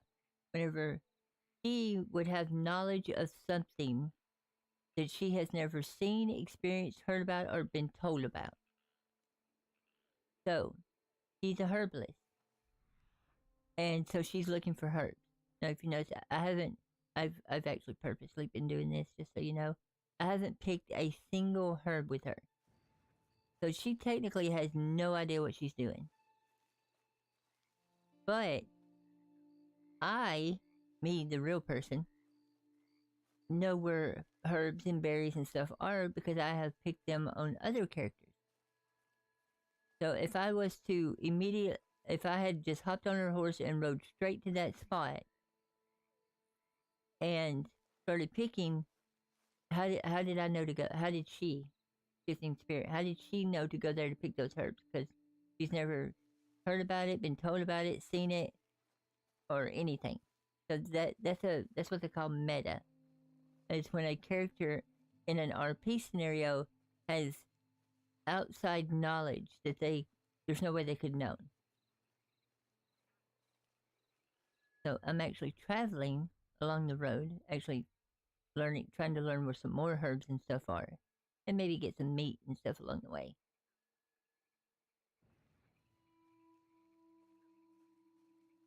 Yeah, it took me forever to wrap my head around that. I was like, but I know it. They're like, yeah, you know it, but your character doesn't know it. Like, but I'm playing my character. Yes, you know it, and you're playing the character, but how does the character know it? Because I'm playing them. It's very confusing at first, but then once I wrap my head around it, imagine you're writing a book, and you're writing about two characters in the book, and the two characters have never met as far as your story goes, right? So those two characters would know nothing about each other, and you would write it that way because, you know, hey, I haven't had them meet yet, so there's no way they can know about each other. The exact same thing. Just because you play two characters doesn't mean both characters have the same knowledge.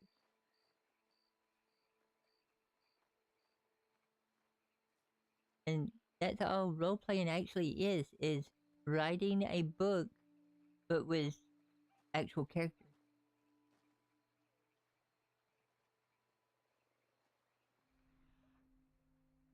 Uh-oh.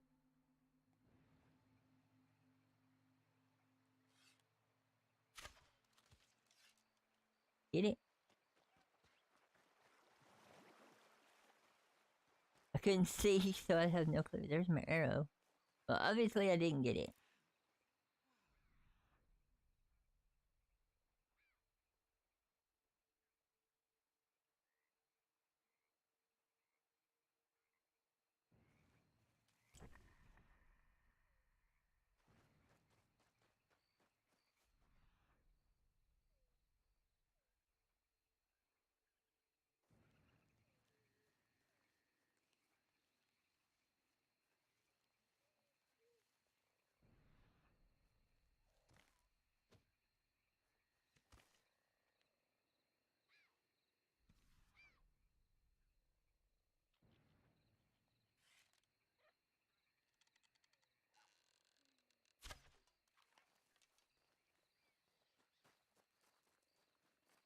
I hate that you always lay down every time you do that.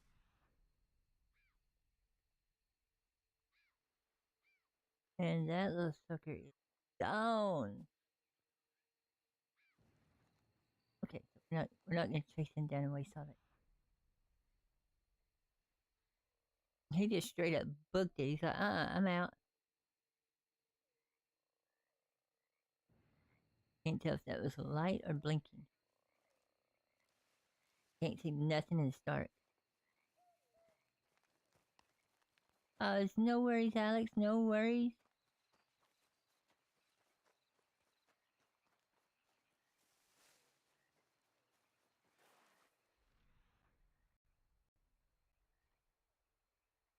Oh.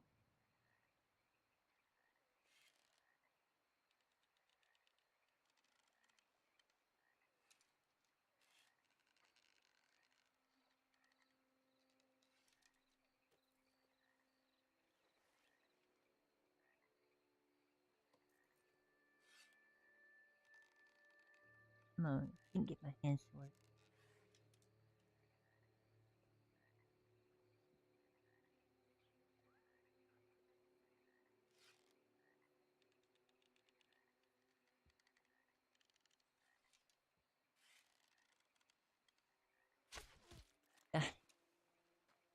I didn't think I was ever going to get my hands steady enough to make that shot.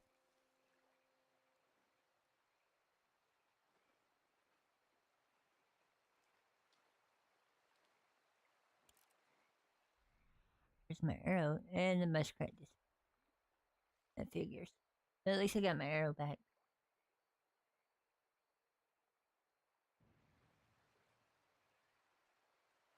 Oh. Yeah, I finally got, like I said, yesterday I got all my sound deadening, got my, my mic stand in, so that was an adventure. That was at least about 6 hours worth of work just getting all that put in.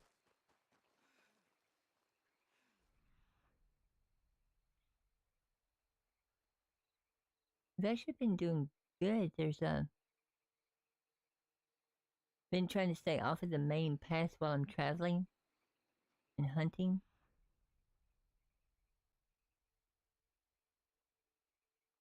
Now, like I said, if I was on Ainurauco or Roslyn, I'd have a bolt action and be riding on a horse.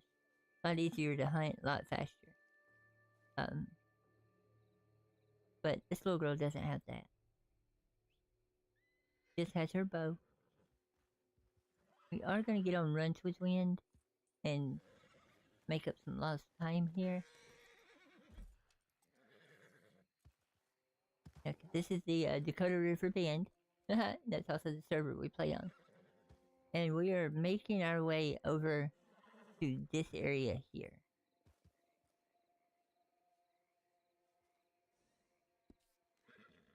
Right about in there. Now, okay, we go, yeah, we did. Through Twin Stacks is where I want to go, but we want to stay away from violent crime. And if you want to go to a town full of nothing but crime and lawlessness, that's it.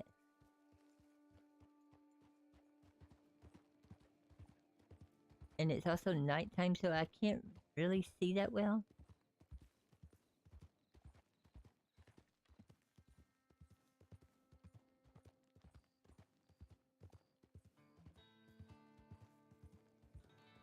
And unfortunately, I have a very bad habit of using the number 4 key.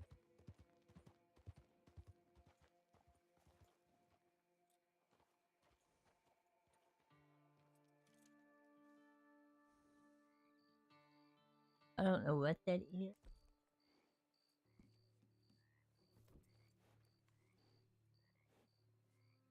That's Limpany. Okay. You'll see from here, none of the lights are lit up, and it looked like a person standing right there with his back. And it's the edge of the tent. That's hilarious. Okay. Yeah, because Limpany here in the DRB is an actual... They've fixed it up, made it kind of nice. We can run it. Oh, whoa, whoa, whoa, whoa. That's scary coming across that water. I did. Okay, well. Okay, we'll ride over here. Hopefully there's not an ambush over here. Yeah, they fixed it up. It's actually a nice little place here. Because, you know, in RDO, this is all burnt out and run down. they cleaned it up a little bit. So it's actually an actual town again.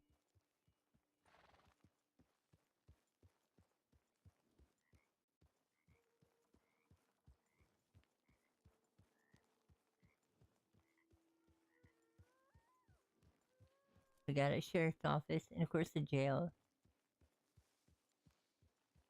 So it actually looks really nice over here. Unfortunately, this is a place for ambushes. So sometimes when you come by to visit, it may be okay and it may not.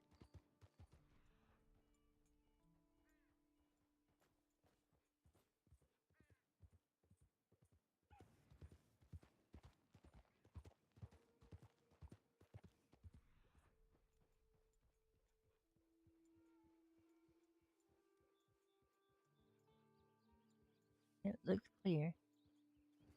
We're gonna be going up up here by Horseshoe Overlook.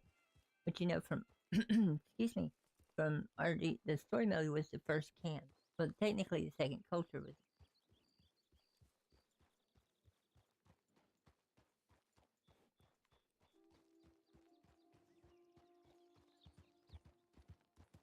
No one had to be careful going snooping because you know somebody might get offended and shoot me or rob me.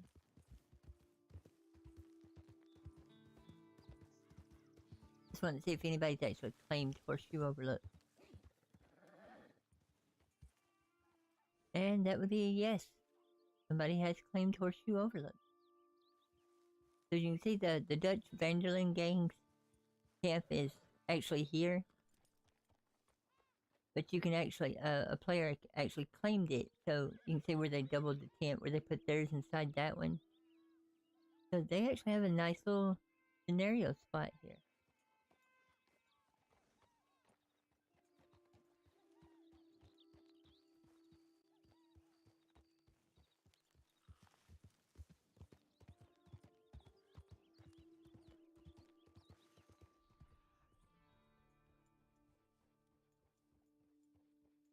Nope, I'm not even chasing that rabbit.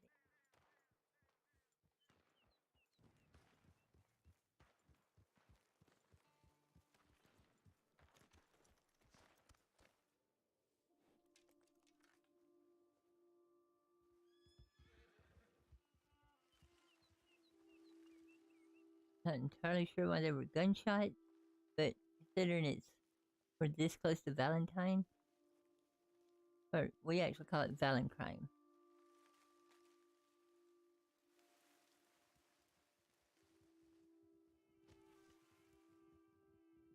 As you can see, you can't see me in there. Huh. So we hear gunfire and then 3 horses with 6 riders come flying.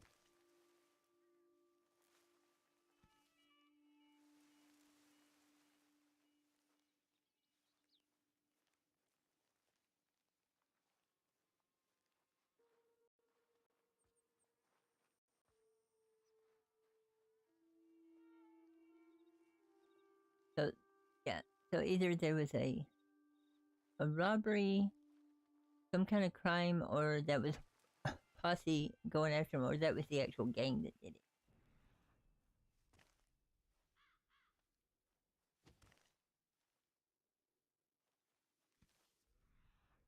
Good to know.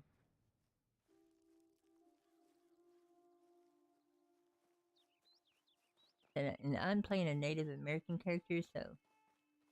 Or this little girl is.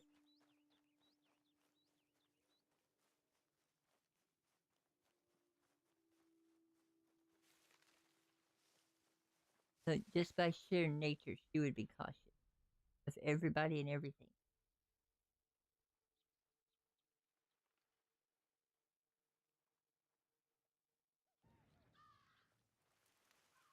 I think that's horses.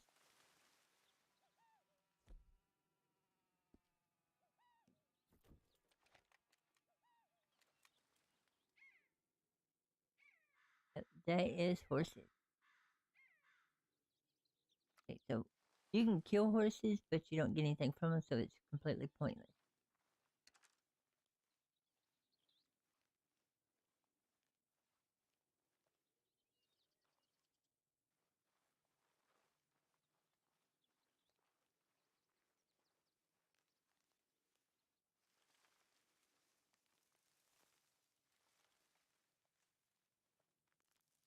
I think we're actually, yeah, we're up here close to the one of the mining areas.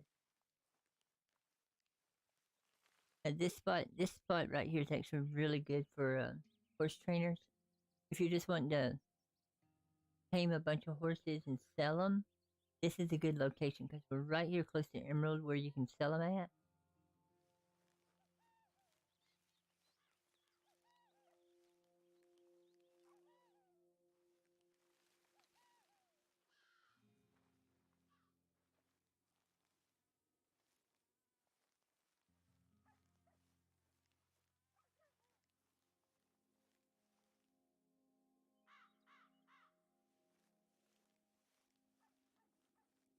You can actually get pretty close to the animals if you're doing it right. But that's a pretty black one with a white tail, white mane.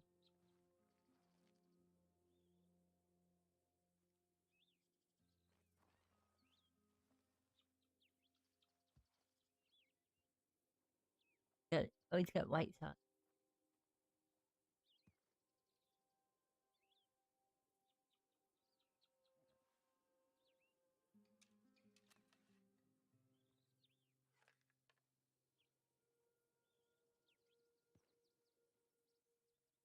So see, really pretty.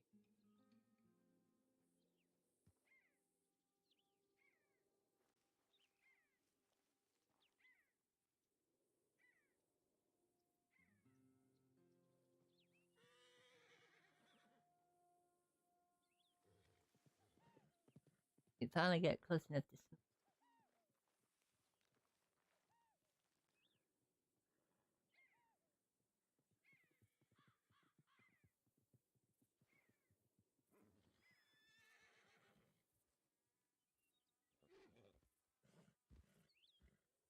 Yeah, he is not happy.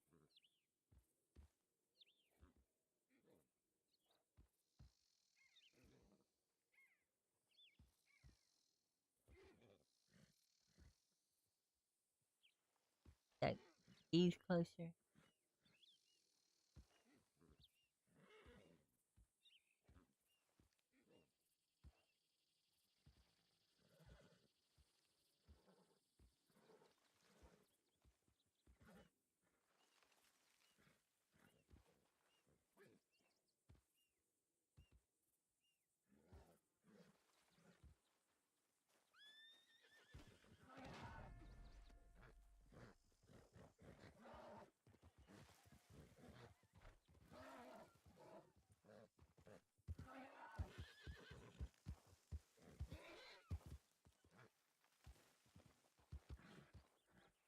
And that's how you break a wild horse.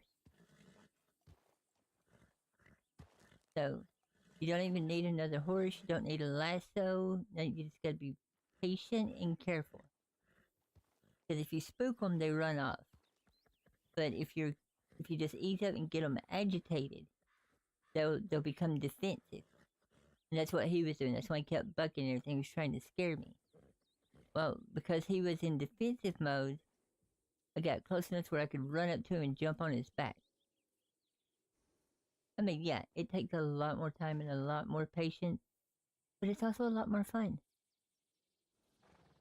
I mean, it's like using, I don't know, I don't know how to compare it, but it's a lot more fun. Now, I'm not a horse trainer, so I can't sell this horse, I don't think. But I will take it back, I will go ahead and take it over to Emerald and see if I can.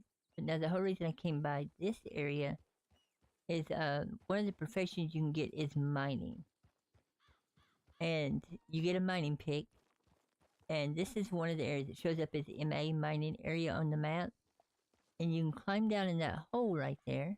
If you've ever been down in there or seen my video on Plains View, there's a little node, a rock down there, mining node, and you can stand there and mine, and it's very, very passive.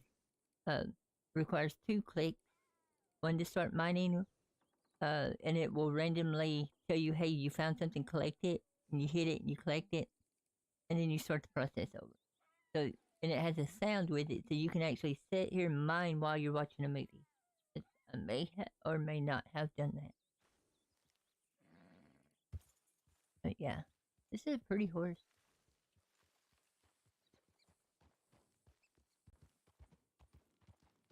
It's probably only going to be worth probably like 30, 40 bucks. But that's 30 or 40 bucks we didn't have.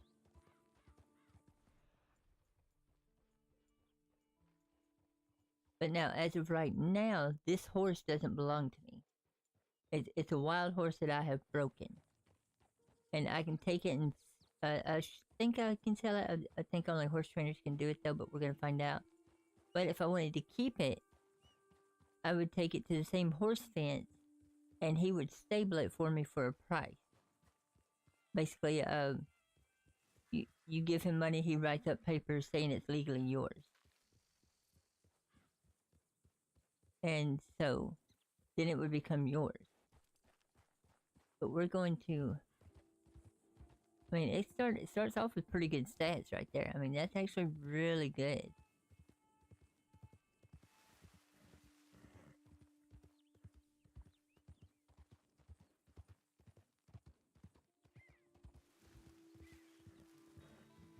But no, this is actually, if I'm not mistaken, this is one of those rare times when somebody could steal my horse, because I don't have anything to prove that it's mine. So right now it's just a broken wild horse. They could steal it, I would lose it. I think they would be able to sell it, but I'm not sure, because I'm still learning on that. I think it may be that only the person that broke it can sell it, but somebody could still steal it and run off and I wouldn't get it back, because it's not mine.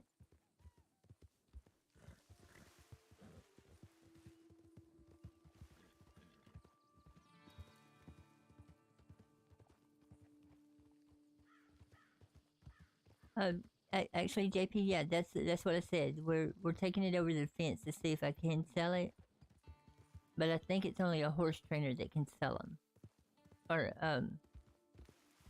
yeah, one or the other. We're fixing to find out one or the other. That way, I will know too. Because I've only ever tamed wild horses and sold them with Ainurauco, who is a horse trainer. So we'll have to see if a non-horse trainer can do the same.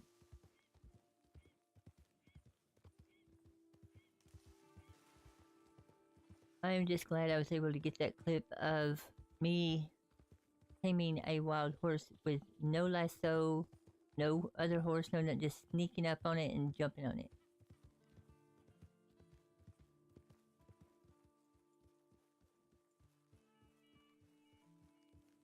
Now, hopefully no one has their sheep or cows in here at the moment, because one of the, my horse is currently, wandering the wilderness waiting for me to call it. But one of the professions you can get is a rancher, where you actually can have heads of cows and heads of sheep, or either or, and you take them out grazing and do cattle drives, because night before last I was actually part of a sheep drive from, where did they come from? I met them outside of Blackwater and we drove them all the way here to Emerald. And you can lose sheep, they can die, everything. So let's see, we're gonna, right here, now I want to sell it. Alright, so you can do that. That was a Tennessee Walker for $18. So you don't have to be a horse trainer to break horses and sell them. That's a good thing to know. Hey Raven Cat! Welcome to the stream. So that is a way to make money even if you're not a horse trainer.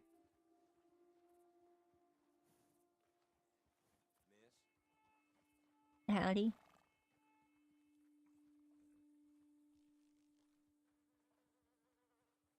So now Shifting Spirit knows that she can break wild horses and sell them.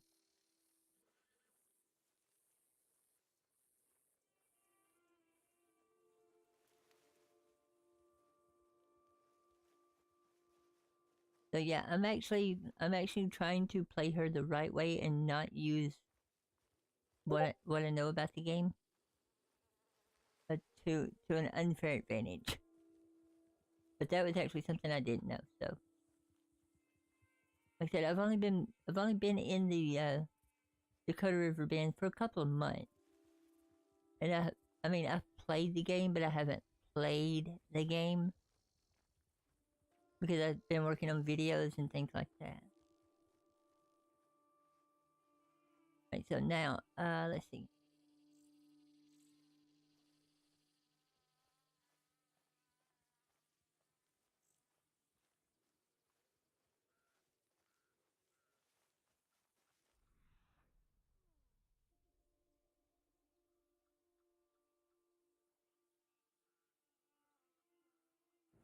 I mean, do I have my herbalist kit on me? No, I don't. I bet I need that. All runs with wind. There you are. Yeah, that saddle fits him really good. Good choice. Herbalist kit.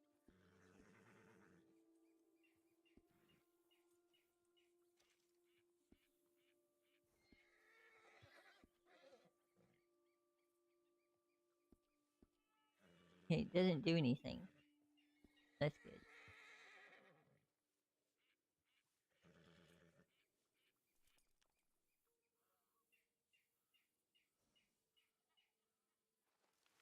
Okay, well, actually,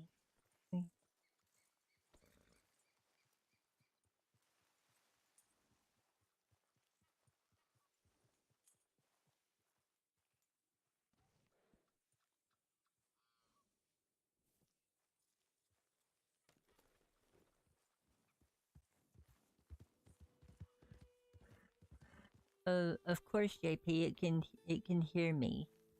As long as you're near a road, your horse will hear you unless you're injured. Go ahead. We're gonna go right. Get us a drink of water.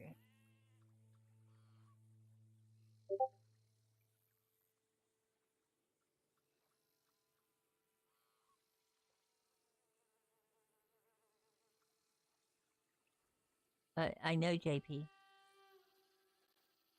Yeah, it automatically does follow you, but...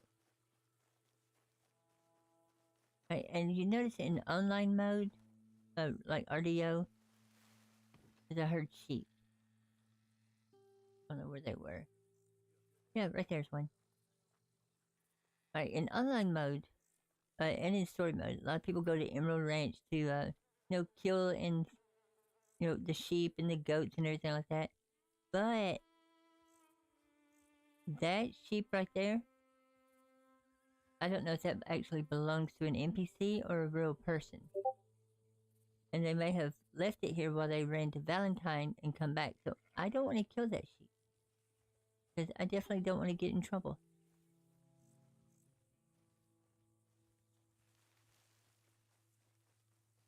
So, yeah, I've got water.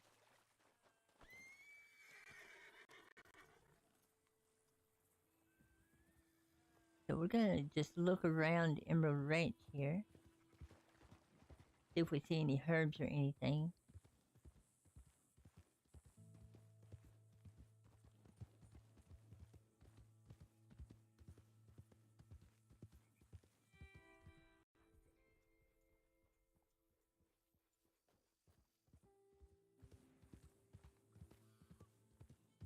What we're looking for is some red raspberries.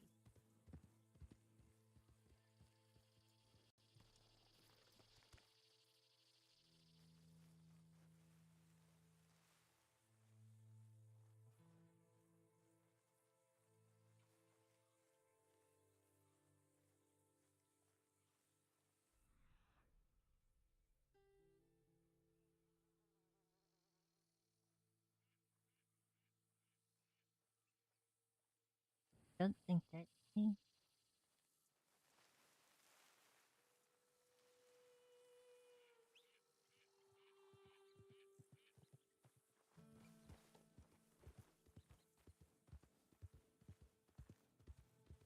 Come back over this way.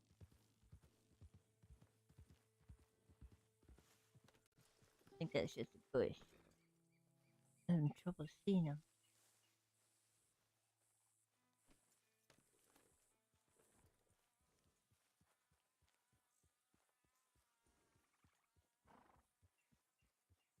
Oh, you mean to be a criminal?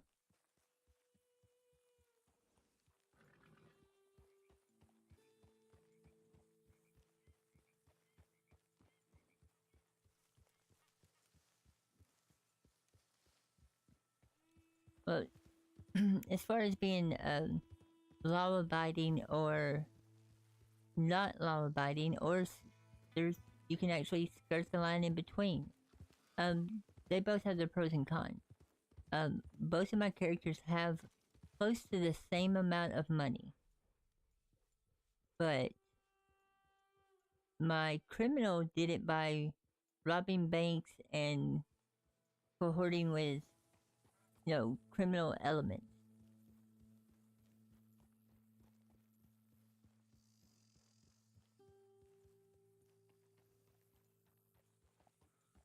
Whereas Ainurauco made all her money honestly.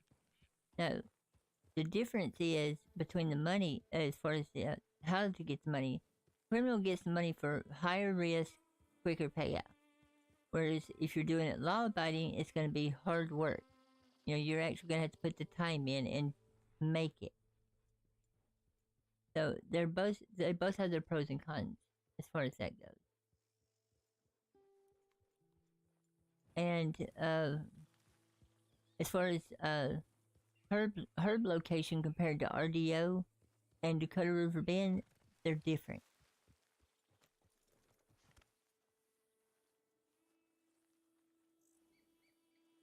And that's what I was looking for right there. Red raspberry. Yeah, I know in online mode, there's berries and stuff at the warp tree, the trail marker trees. Why am I sitting down?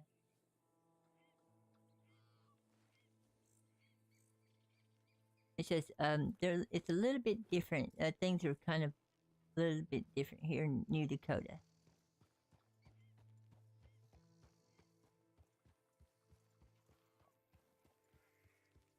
But at least now, this little girl knows that there's berries here.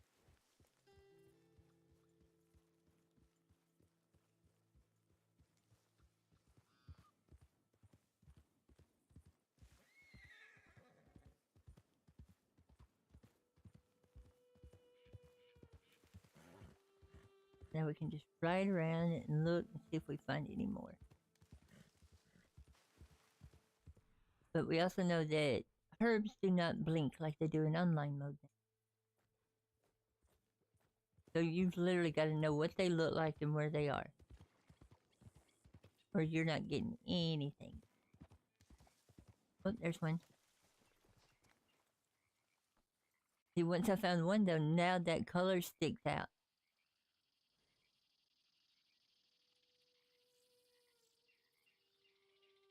Does what activate the herbalist? Eagle Eye? It doesn't. No, that's what I was just saying. In online mode, when you go into Eagle Eye, you can see plants. They'll blink for you and it makes it really easy to find them. Doesn't do that here in New Dakota.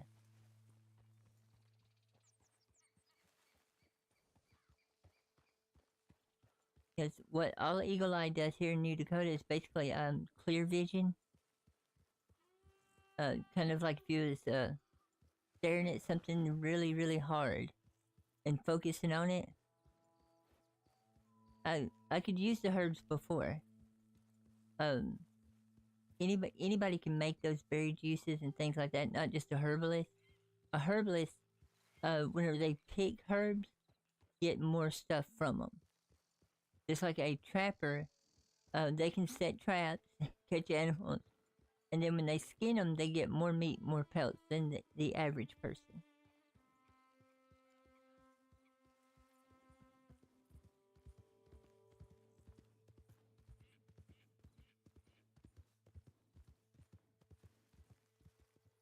That's their job. See? That's a bush right there. And it looks just like every other bush.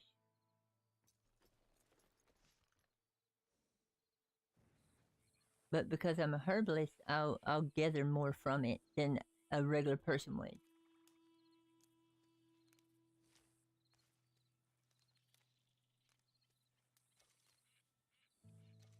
The normal person's only going to get 1 or 2 berries, and I'm going to get like 5 or 6.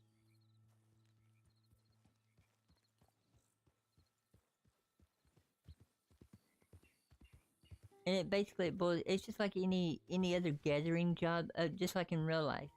Someone that has experience doing that is going to be better at it than somebody that's just learning. So, whereas I'm a herbalist, so I've studied bushes, I've studied herbs. I know the best way to pick every single berry to make sure they're all just right. Whereas Joe Schmo, who has never been out of the house before, walks out, chops the bush down, and walks away, thinking they've done a better job because they got the whole bush. What they didn't realize is they killed all of it. No, well, in normal RDO, I agree 100%.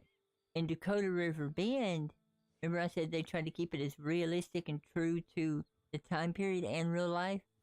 I don't know a single person in my real life that can walk outside and squint and whatever they're wanting to see starts blinking. If it did, that would be hilarious. So if you notice, see how those colors are kind of blended together? Well, when you hit Eagle Eye, it shows you a deer standing right over there that you didn't see before because I didn't see it till it done that.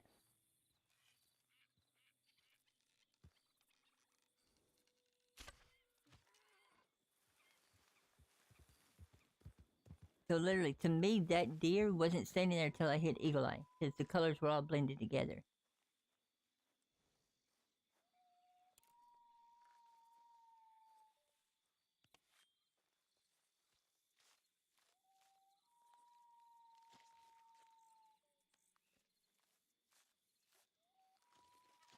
There we go.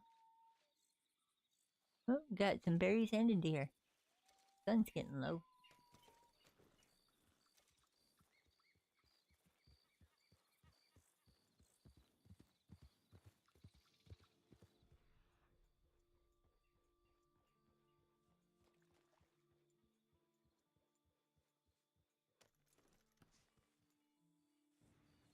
There's one right there.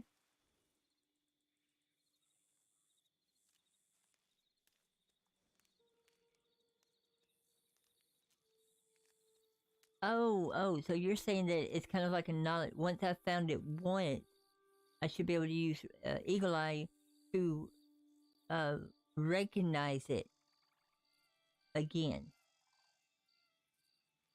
Now see, that does make sense. That does make sense. You have to find something once, maybe once or twice.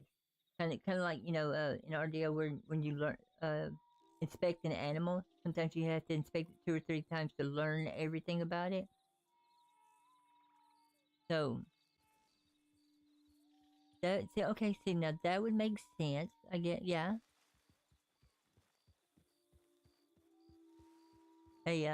learning system. Now see that I agree with that. But you have to pick the bush so many times to learn the full 100% to 100%. We'll just say 100% it. So you have to pick it X amount of times to 100% your knowledge of it, and then after that, you're now able to recognize it in the wild while using Eagle Eye.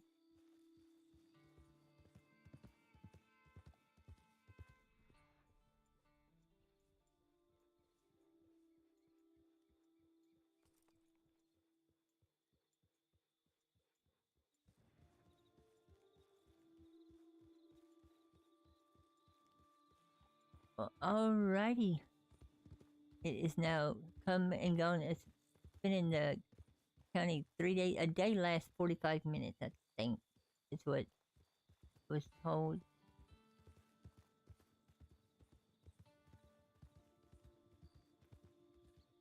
Okay, I hear horses. Okay, it's a wagon going that way. So yeah, there is a lot of raspberries out here.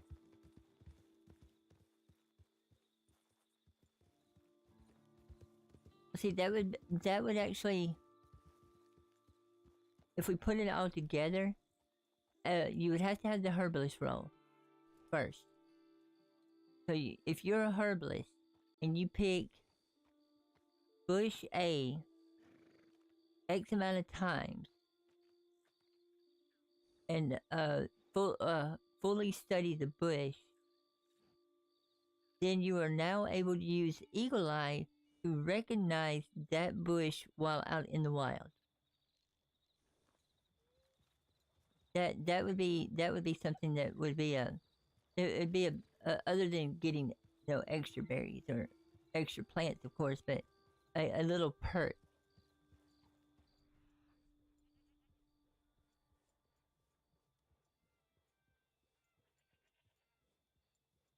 Oh.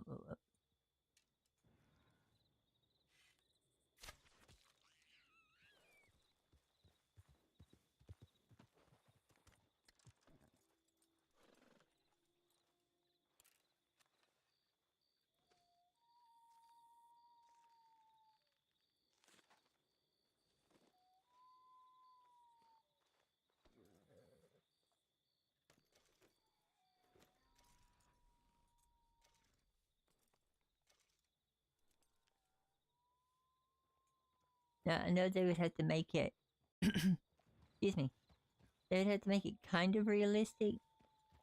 So, definitely, I definitely would, because some herbalists that study plants or things spend years studying the plant and still don't know everything about it. That's kind of unrealistic in a game environment.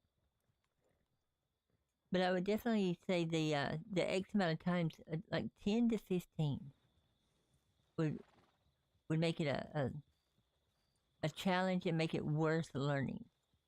If it's like, oh, go out here and look at this plant 2 times, and there's 2 of them right beside each other, you've just done it. And it's like, oh, look, I got something for nothing. But if you start making that number a little bit higher, now you're having to work for it to earn that particular. We'll call it a perk. To earn that perk is actually something you've worked for. So when somebody says, "Hey, do you know where snowflowers are?" They're like, "Yeah, I can see them when I squint my eyes." People know you've went out and you found X amount of this particular item, which took easily this amount of time. So you now have a I wouldn't call it a market on snowflower. Well, I'm using snowflower as an example, just so we're clear. But you would have a market because you'd be one of the few people in the county that knew where to find it. And since you're a herbalist, of course, you're going to collect more. So now people's coming to you and say, "Hey, I need 30 snowflowers. How much would you charge to get me some?" And you've just started making money. And that's how the DRB works. If person A is the only person with skill A, then everybody's having to come to that person to get that particular item. Well, now you can kind of set your price. Now you don't want to be ridiculous, but you can say, "Hey, I will do that skill A for you for $1,000." And some people are like, "Well, you're the only one that can do it, so here's your money." But then person B comes along and learns skill A. Now there's competition.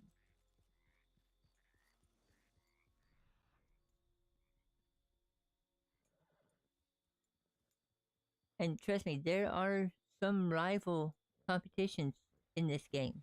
Not too long ago, had the experience. There is a particular gang in the that runs Van Horn, and there was a little group. It wasn't much. It's like 3 or 4 of them had moved into the area, and was just they were trappers and fishermen, and they were just collecting meat. You know, they were hunting and fishing, doing what they were supposed to, and then they were selling it at a price. And this particular gang found out they were in their territory doing this business and said, okay, you either got a choice. You can either join our gang or we're going to run you out. Well, of course, they stood up, said, no, you're not going to run us out. And that didn't, it ended diplomatically, luckily, with a mutual agreement of, hey, we're just trying to make a living. It's like, oh, we didn't realize, you know, y'all were just normal people. Y'all are not a gang. And said, you're fine. But it almost ended with the entire family, that particular group of people, getting taken out permanently. Of course, you know, you don't perma-die unless you want to perma-die. So if you get shot, a doctor can bring you back, or you'll become conscious with no memory. But it was the RP side of it. Either you're going to leave or we're going to make you leave in a pine box kind of thing.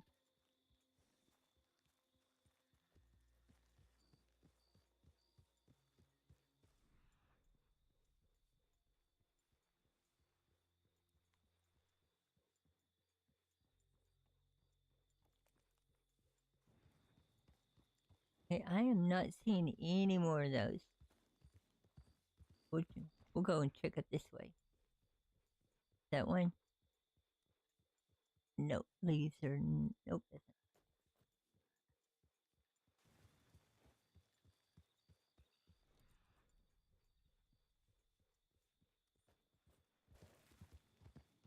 not. And as you can see, I've just been... Whoa. There's one. See, like for me today, I didn't really want to RP that much. I don't mind RPing, but I wanted to play my character. Start fleshing her story out, who she is. Because even during all this, it looks like, you know, we went and bought a saddle. You know, we've been picking some herbs.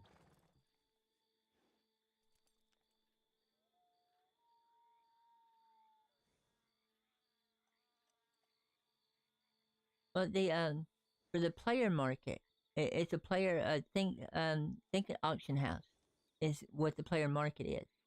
And if I took these raspberries and went to a general store and sold them, they would just poof into the nether void.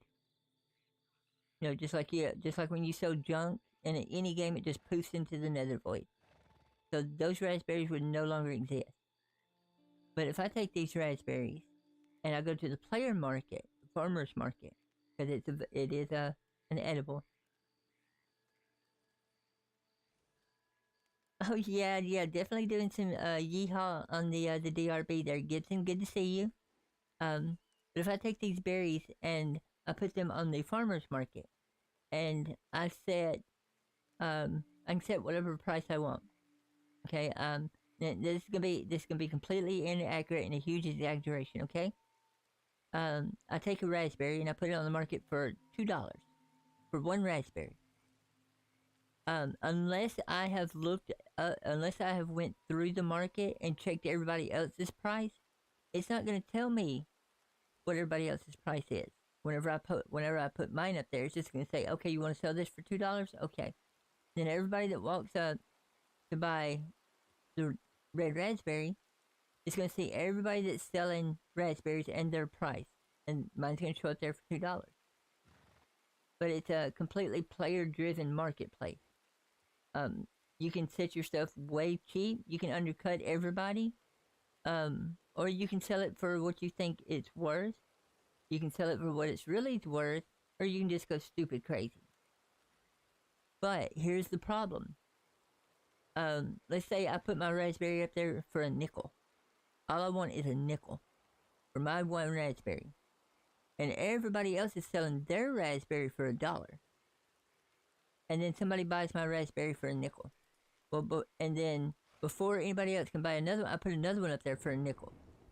So they're buying all of my raspberries because they're like super cheap. Super cheap. Well, everybody can see what I'm doing, and now word of mouth gets around that Shifting Spirit is undercutting everybody by 95 cents and ruining the market. Now everybody that sells raspberries is coming looking for me. And I'm now a air quote when I say this. It's not an actual thing, but I'm now on the hit list of the farmers market. And they're gonna come and they're gonna talk to me and say, "Hey, you're selling your stuff way too cheap. You're destroying the market. You're ruining business for everybody," just like you would in real life. It's just like you would do in real life. Okay, give me just a second. I'll be right back, everybody.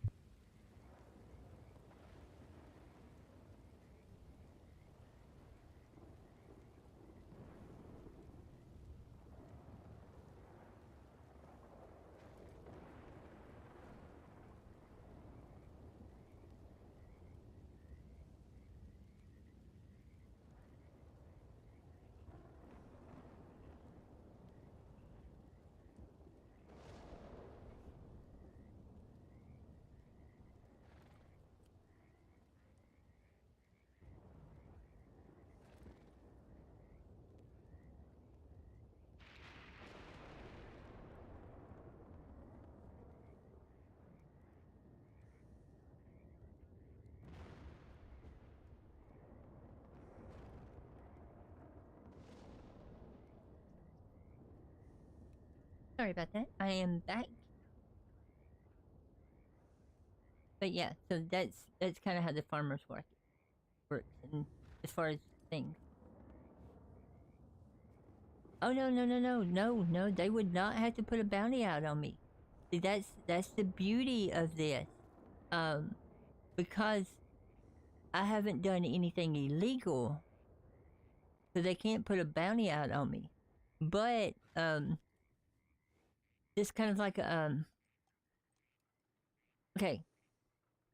You know how in certain time periods, a certain group of people may run a town or run a street, and you have to pay them protection money, right? But there's no paperwork required. They just say, you know, you want to make sure nothing bad happens to us, you pay us every week. Well, it's kind of the same thing. Now, you start getting into the marketplace, buying and selling. There is the, I wouldn't call it coalition, but there are certain groups that make sure the particular marketplace is run fairly and evenly for everybody. And when somebody's trying to do something nefarious within the market, they go pay them a visit in the middle of the night. You know, that kind of thing. There's no bounty required. And I could report it. I could say, "Hey, this group over here threatened me because I was undercutting the market and ruining everybody else's business." And they may look into it. They may not, because if I can't prove that it happened, then there's no evidence, so therefore there was no crime. And if it happens to be that the people I'm going running and screaming to, "Hey, they threatened me because I was undercutting and ruining the market, and they told me if I didn't, you know, get in line and at least sell my stuff at a fair price, they were going to hurt me." How do I know that the person I'm talking to is not part of that same group? So it's just like real life. Just like real life. And I love that aspect of it. Yeah, the mafia, thank you. I couldn't think of it. It's kind of like a mafia, but not, because they don't go around, you know, I know they may, I don't know. I mean, I haven't had any action with that side of the game yet, or the world, the county. But they may, I don't think they would extort money, but they just make sure somebody's not trying to ruin it for everybody else.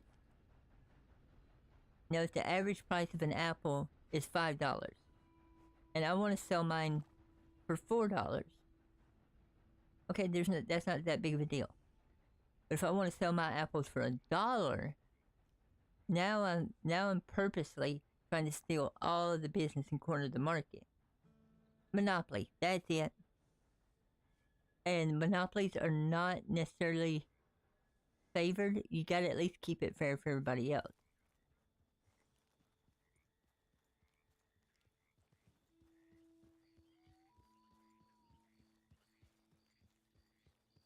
let's see. There's a way to get around that though. And Enrico has had this interaction. I have Enrico trains horses, or goes out and breaks horses and trains them. That's her job. So somebody approached me about, hey, how would you like to have a guaranteed horse buyer? I'm like, well, what do you mean? They're like, well, instead of selling your horses to the horse fence like we did just a while ago, that every time you break a horse and train it up to X level, bring it to me and I'll buy it. I'm like, okay. And they're like, but here's the catch. That regardless of the horse, it's going to be a fixed price. So I was like, I thought about it. On some horses, I would make a lot of money. Some other horses, I might lose a little bit of money. But in the long scheme of things, after you add all of it up, let's say for a week, it's always a profit. And they're getting the same thing, because what they do is I will train it, spend my time to train it up to X level. Then after they buy it from me, they turn around and they train it up another X amount of levels. And then turn around and sell it for a profit. So either way, we're all making a profit. It's just I have a guaranteed buyer, no matter what. So it's kind of the same deal. And what it is they take the horse after they get it from me, train it, and take it to the horse auction. So instead of me trying to figure out how to do the auction and put my horse up and all that paperwork, I just sell it to them. They do all of it. So it works wonders.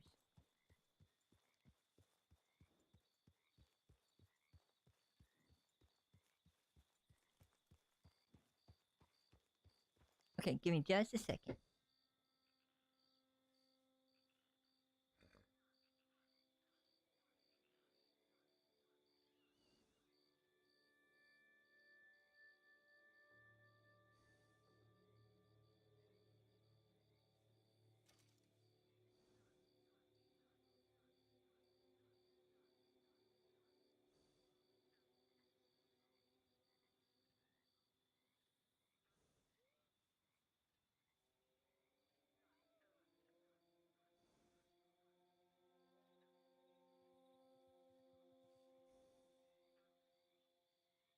All right, there we go. Sorry, I had to place my supper order. All right, so let's see. I can find some more. How many raspberries do we have? Right here, 26 raspberries. So, I mean, that's not bad at all.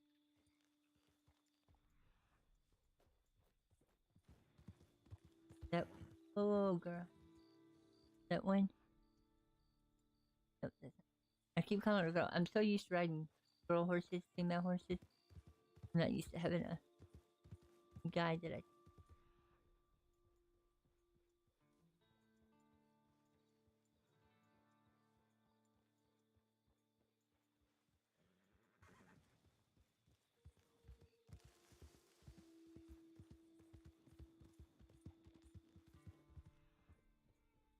See, and if it takes, what, I think it's two berries in a water to make a berry juice. That would give us 13 bottles. That is not bad. Now, I haven't looked into it yet. I don't know if you can level up your jobs. I think it's just once you get it, you got it. So there might be some feature and stuff I don't know about because I leveled it up, but I don't think it.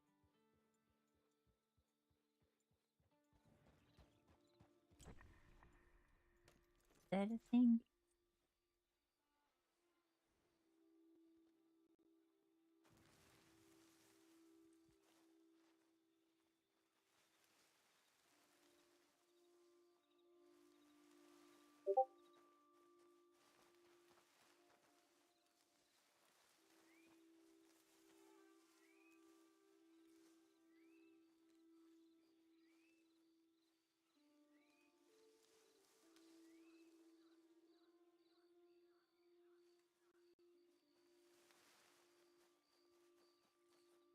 Well, yeah, that's the same as art. That's the same as online.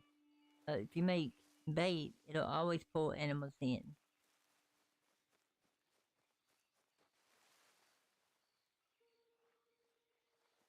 And all of that can be made at the at the deluxe campfire that we were at.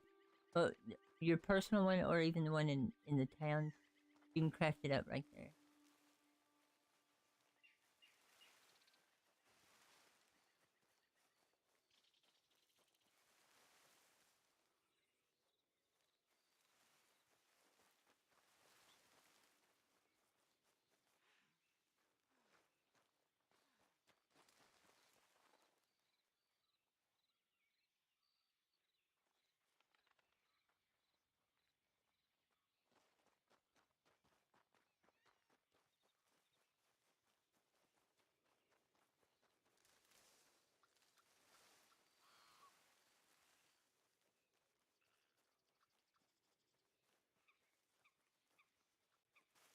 Dun, dun, dun.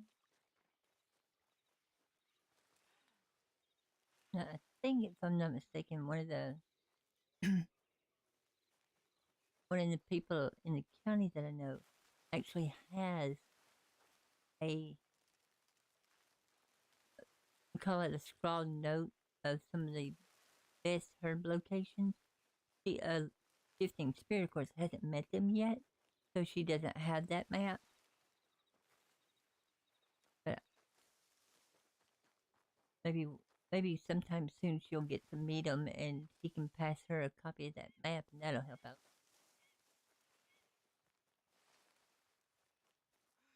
Come on. There we go.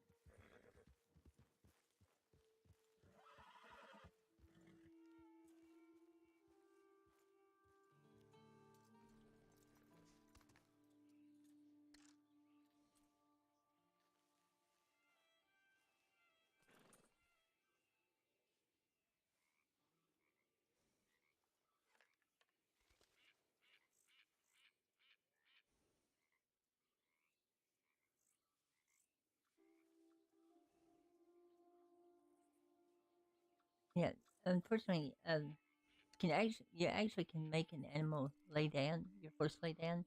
I don't have a gun.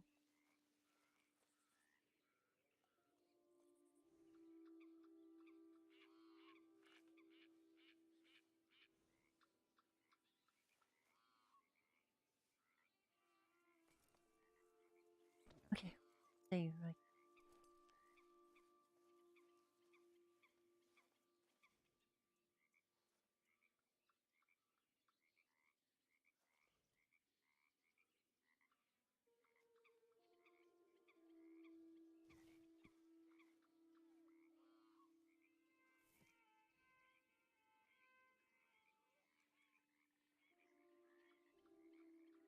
All right. I think we're gonna call it right there. I have supper a little bit, so I'm gonna go ahead and call the street there for the night.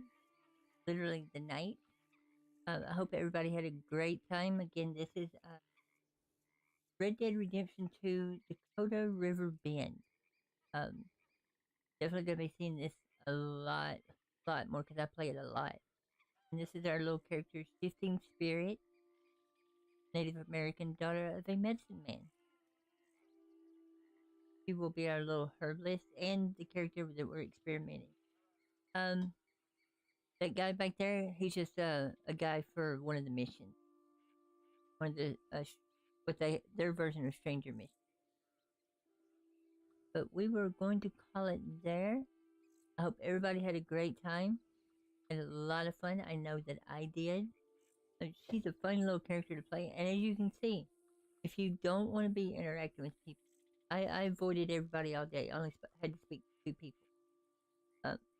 So you don't always have to be in RP session. Or if you do want to be in an RP session where you're actually like a good old D&D or Vampire the Masquerade, which is what I came from, because that's what I played, those desktop pen and paper versions, by the way, because I'm old. you can be involved in scenarios and let them full improv. Let it evolve as you would like it to evolve, or how you and the other characters would like it to evolve. That is possible. Tons of jobs. Everything works. There's camps. Everything. Just a strange guy, like JP pointed out, strange guy in the background. Not sure what he's doing. Don't want to know. I hope everybody enjoyed it. So y'all have fun. I will see y'all again tomorrow. We'll either be doing some more DRB, or we'll be back in Sons of the Forest working on the mega base that have a bridge and towers and stuff to finish up.